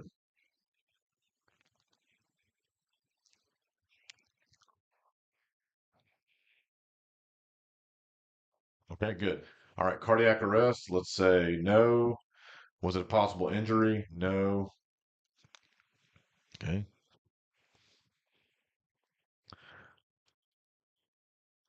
Okay. S12 lead. So this is not something that you guys are particularly privy to, but when you get to EMT, we train EMTs to put on 12 leads to actually put an EKG on a patient.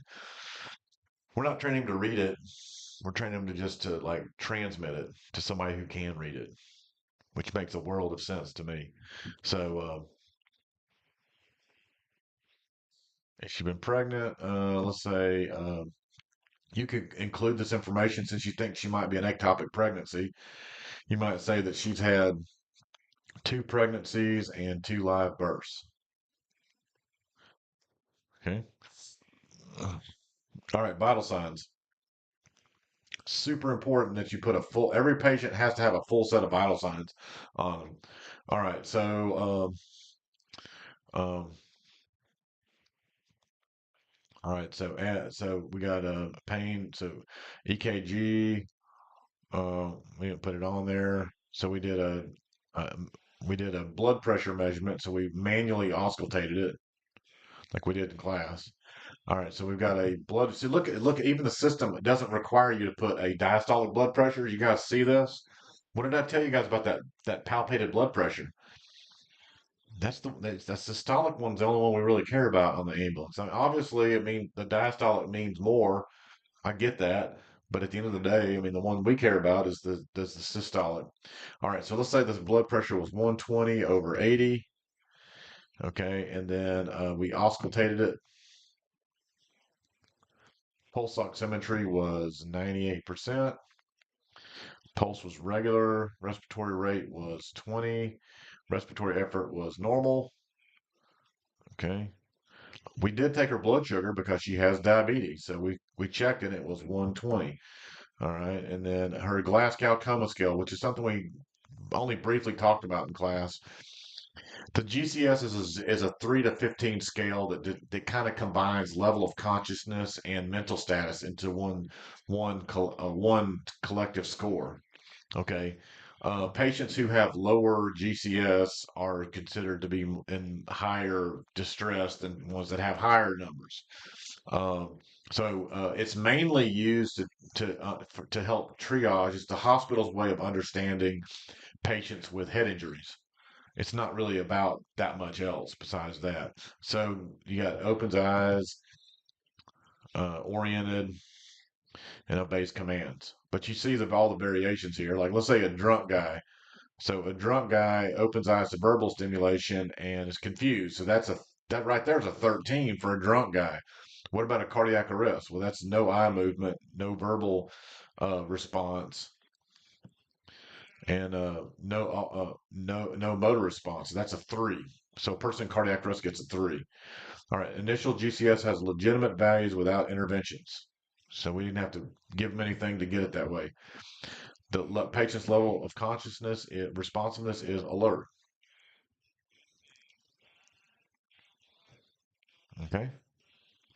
All right. And so then we move on to, so then we hit OK. And it doesn't like, for some reason, it doesn't like this. Let's see.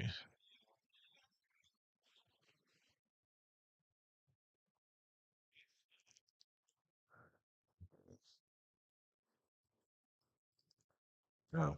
Heart rate required at least once with the patient. We must have not put the heart rate in there. Oh, there it is. Okay. You see how in touch this validation is? I mean, like this is some next level validation on here. It's really impressive. All right, the patient was not in cardiac arrest. Okay. We're going to come back to the narrative. What I like to do is I like to do the narrative last. Okay. All right, so transport information. There was one patient that was being transported. How was the patient? How was the patient moved to the ambulance? This is like really important. This was never in there before. You had to actually remember to put this in your patient care report. This was really important information, especially for your private ambulance services. I mean, you can imagine Medicare's surprise when they read somebody's report and the ambulance said, "Well, we picked the patient up, we walked them to the ambulance."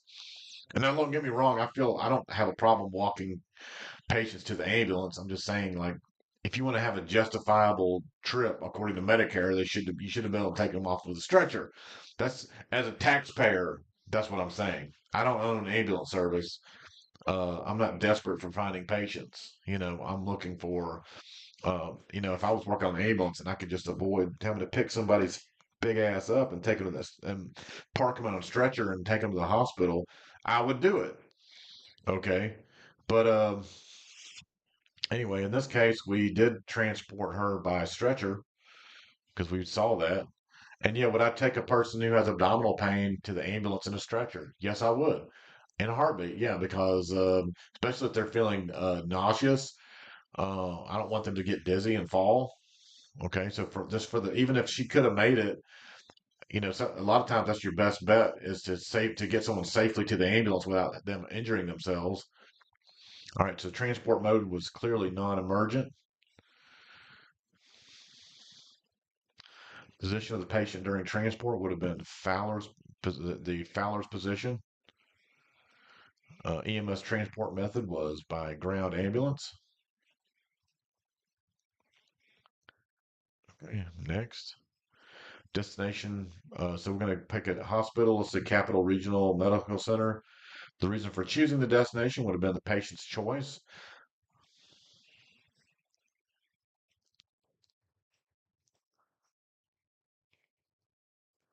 Hospital capability is normal hospital, just a regular hospital, general hospital.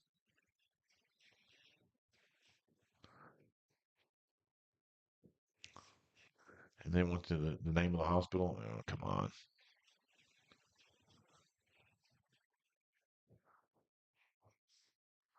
This system's pretty good. If your internet's kind of flaky, it kind of even though it's a web app, like I said, they spent a lot of time. They definitely did a lot of development on this system. It's pretty good. They have a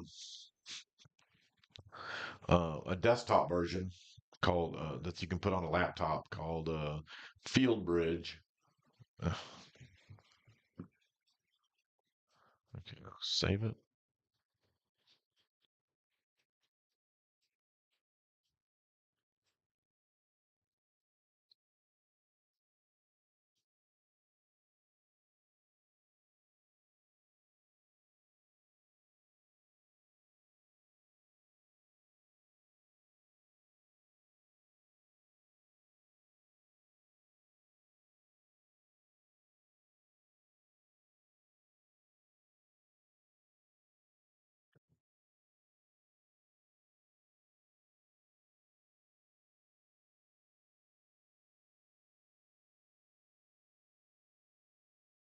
It looks like I'm having problems with this. All right, let's see what happens if I close it and then try to reopen it.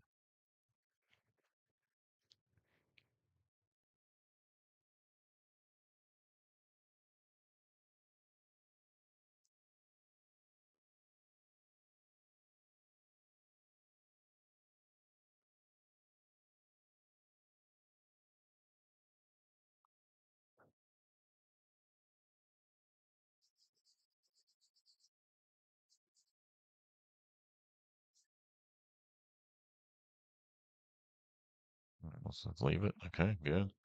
Come back to it.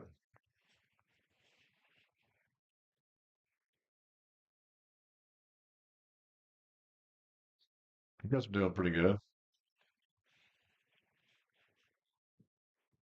Are you guys following along with me here?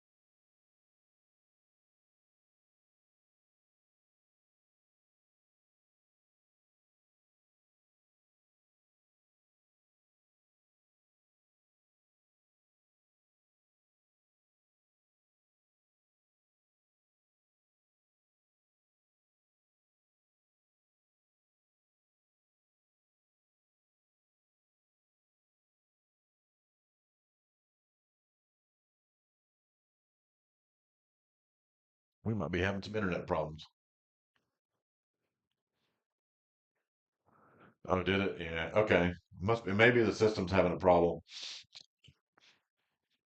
All right. Well, let me see if I can open up one of y'all's and finish it up.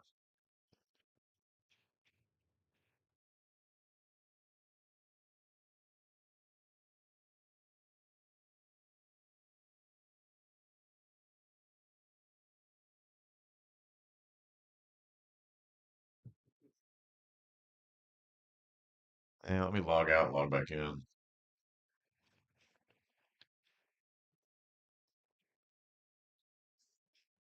It might just be that. It might just be that they.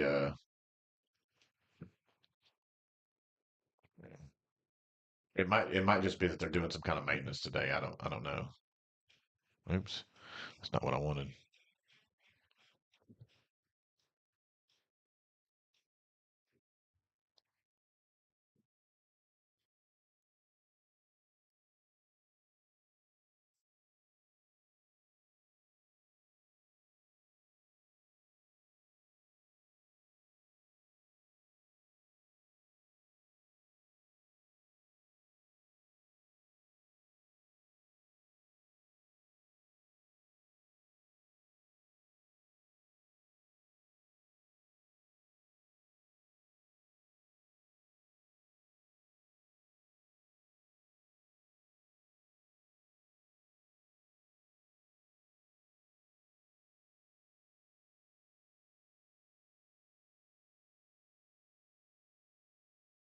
All right. We'll finish this up here. I'll just probably just finish out um,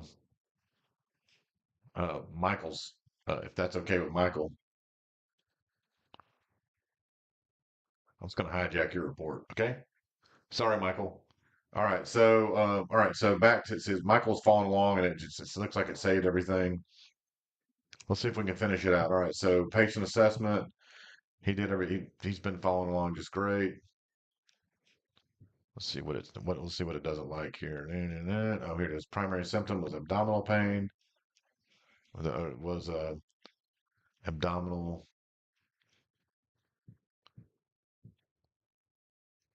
abdominal tenderness.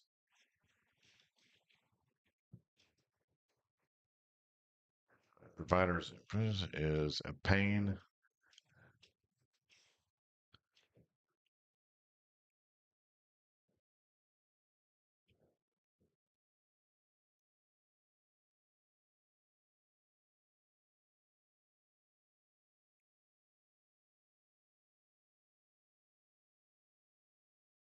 Okay.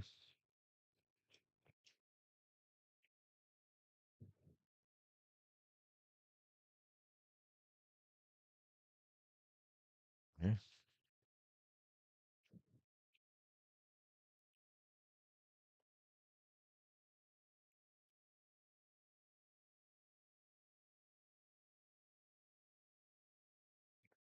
All right, let's fix his vital signs.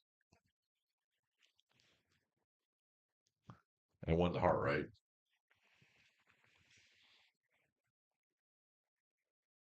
Respiratory effort was normal.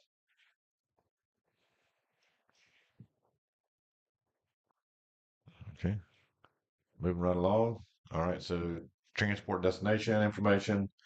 Oh man, this thing is really just kicking our ass today.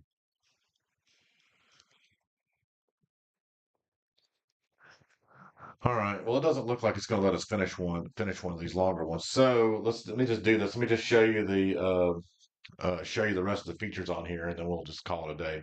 Okay. So we already kind of we covered most of this already. It wants to know about your transport, like where'd you go? Okay. And then it wants to know like uh, and then it wants to get into hospital activations. What's a hospital activation? This is like if you go to the hospital with a trauma patient or a stroke. Um, then you'd have to activate them, and let's see what kind of activations are possible. So you've got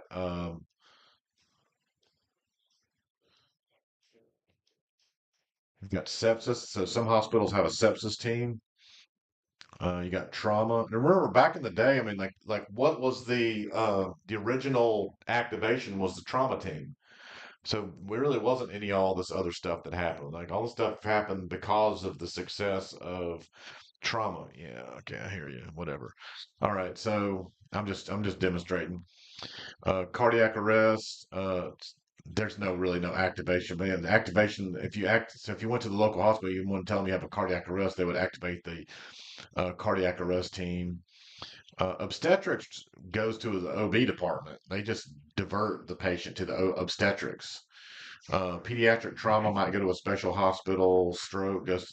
Sometimes stroke goes. Stroke is an activation. It requires the activation of the stroke team. I mean, in Atlanta, everybody, almost all the hospitals are stroke centers, and almost all the hospitals are cardiac centers. Um, but not all of them are. Very few of them are trauma centers, and virtually none of them can handle pediatric trauma. So, except for two.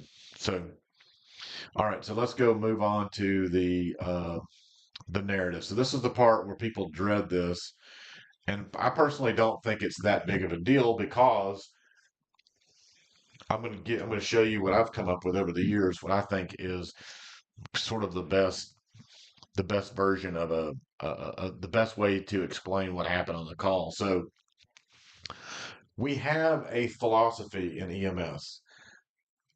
I feel like I'm the only one that teaches it.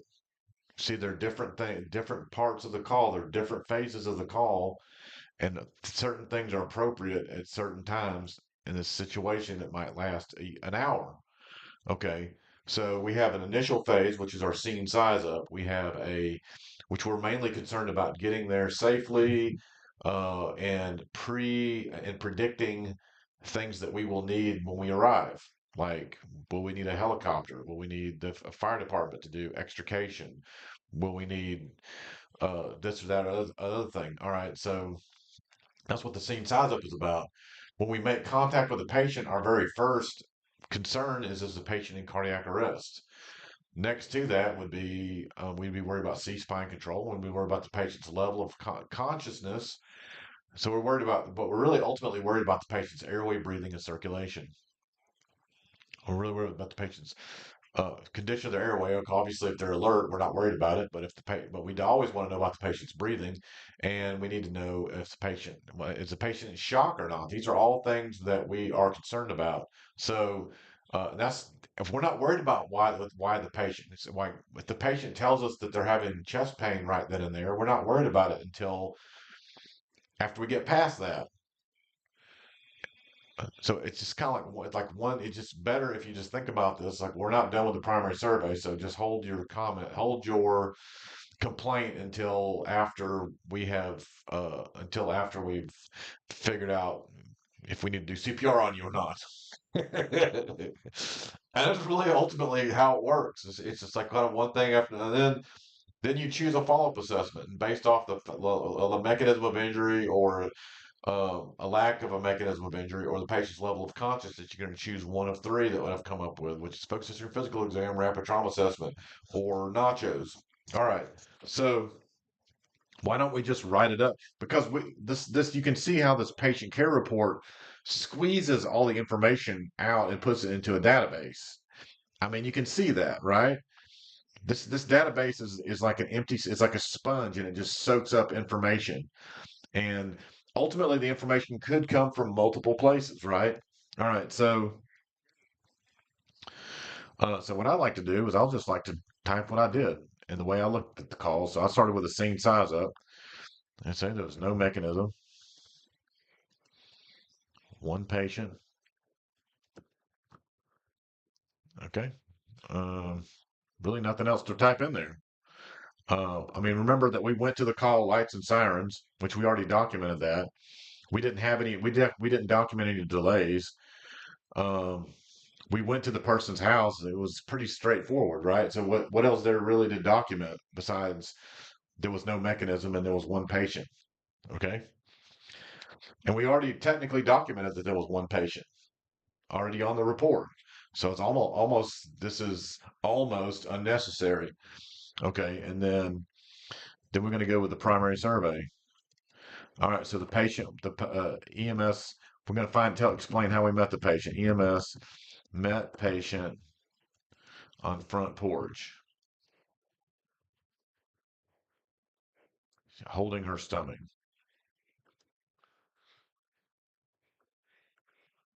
She was talking. She was alert. And so if somebody asks you what does alert mean, so say we're talking. We're not going to. We're not interested in what they said. We just needed to know alert means they were talking to us. That means that their airway is clear. Okay. No speaking in complete sentences. We already documented that she wasn't having any respiratory distress. Radial pulse. I mean, what else do you need to write? Then we did a focus history and physical exam. Now we already kind of documented most of that, right? So at this point, this is when you can you can explain, uh, you can put information in there about the patient's complaint that maybe didn't land on the focus history and physical page. So, I mean, on the vital signs page. So you could say focus history and physical exam. Patient complains of abdominal pain times 3 hours, denies loss of, see, there was nothing in there about pertinent negatives. So denies loss of consciousness, chest pain, um, profuse sweating. These are all things I like to put in there. Also complains of nausea. Patient describes pain as a dull, achy sensation around her belly button. Actually, we'll use the medical word umbilicus. Okay. We already documented that we transported. We already documented it now, but did you document? We document that we didn't do a note that we didn't do an alert or didn't do an activation, but you do need to explain how you communicated with the hospital because that's not really on there. So you could just type in here EMS transported to Capital, contacted and transported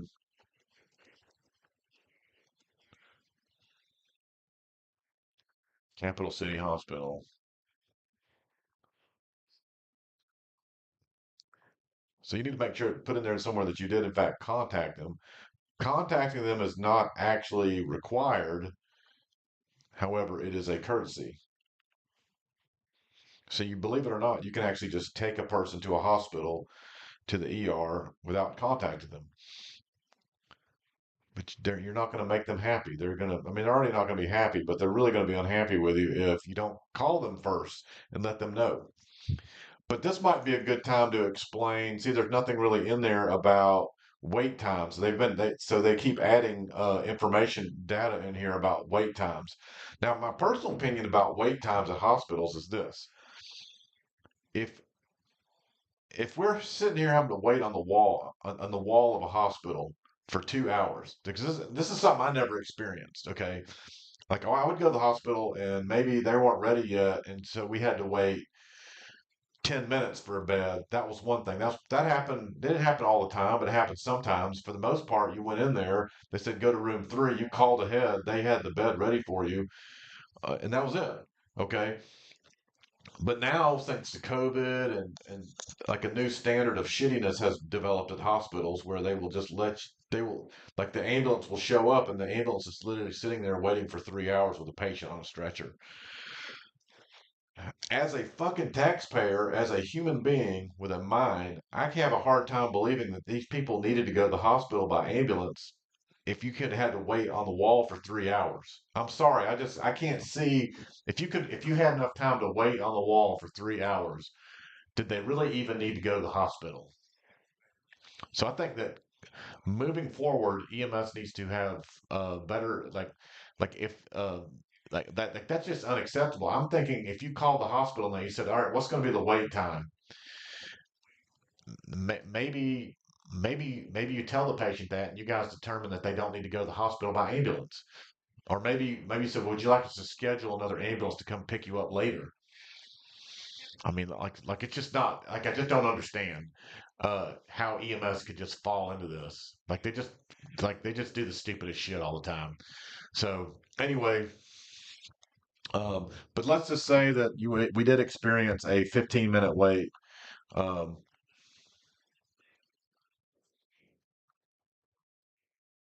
which as of 2026 is not that much time. So and like during the height of COVID, there were people literally waiting for 4 hours for a hospital bed. It was a joke. I would have just said like I'm just gonna fucking take the patient back home. You know. All right. So obviously we're not going to be able to finish this report because they're having some data issues over there, and so we're just going to call it here. All right. So one last thing to worry about. Did everybody get my email this morning about the train system class?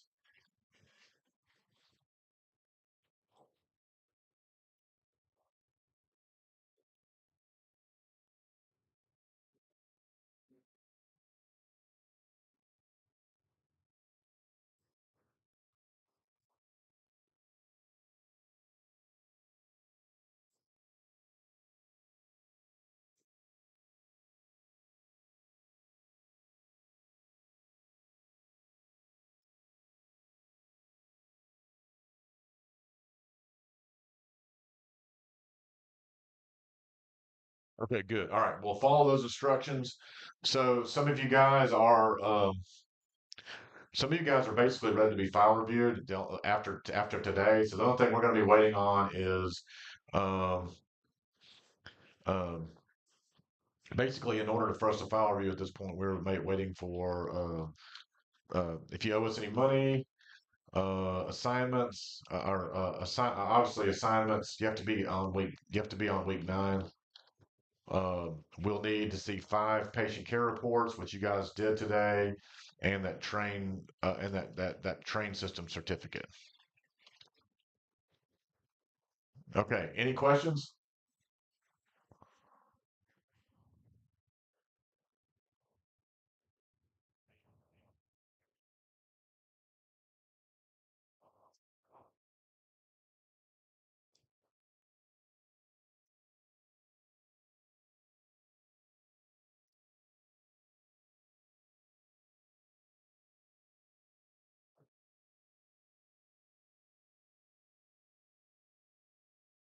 All right. Cool. Well, it's been good having you in my class. How to access the certificate on the train website.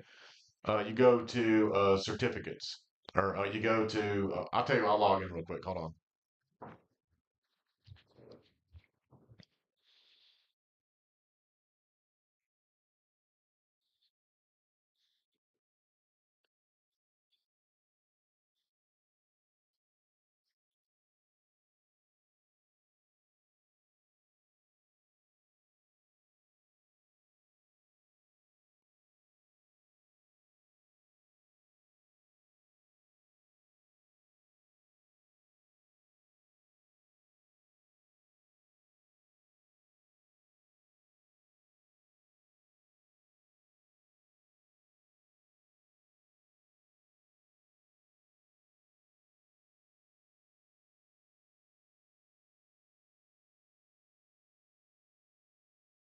Oh, come on.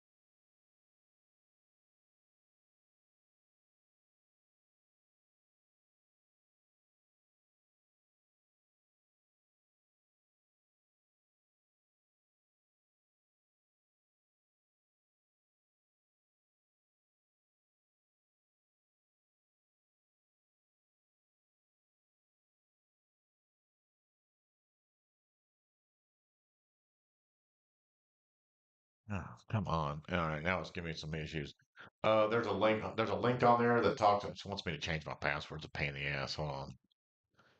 Suggest password.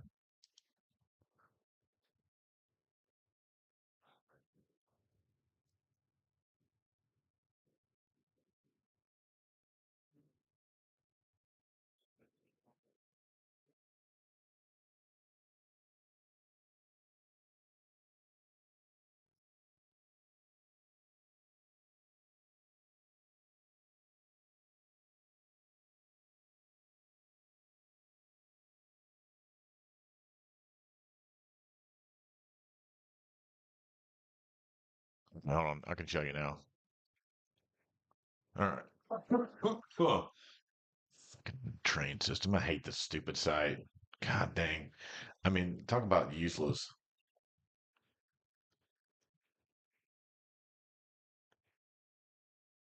Yay. Okay, here we go. You ready?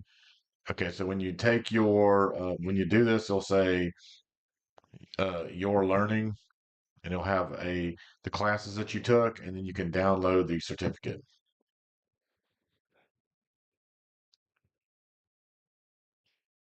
Oh, here it is. Your certificates. You can just download that. Okay.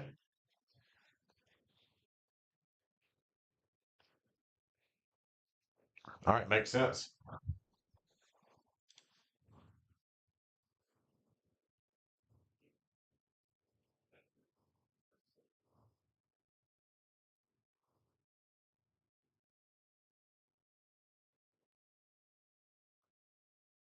We're gonna when you get ready, we're gonna send you a link to it.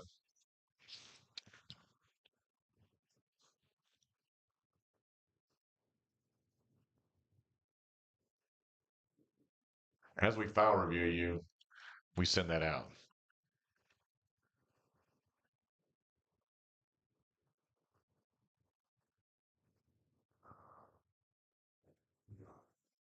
Some of you guys are already in it, but yeah, you're ready to go. I know you're ready. You're so Sophia, you're ready to go, and a couple of you guys are ready to roll. So, all right. But anyway, at this point, we'll be in touch via email. So as the class, as we move forward with like, it's an individual effort for each student to be file reviewed. So if you lack, if you're still haven't finished all the assignments, keep working on that, and then we will be reminding you of the rest. Okay.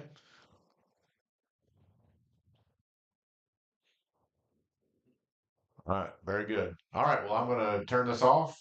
And if you have any problems, you can just holler at me at 404-806-054. You can send us an email. You can send the registrar an email,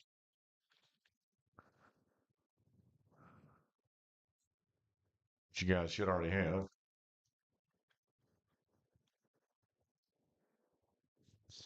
All right. Well, thank you so much. It's been a pleasure having you in the class.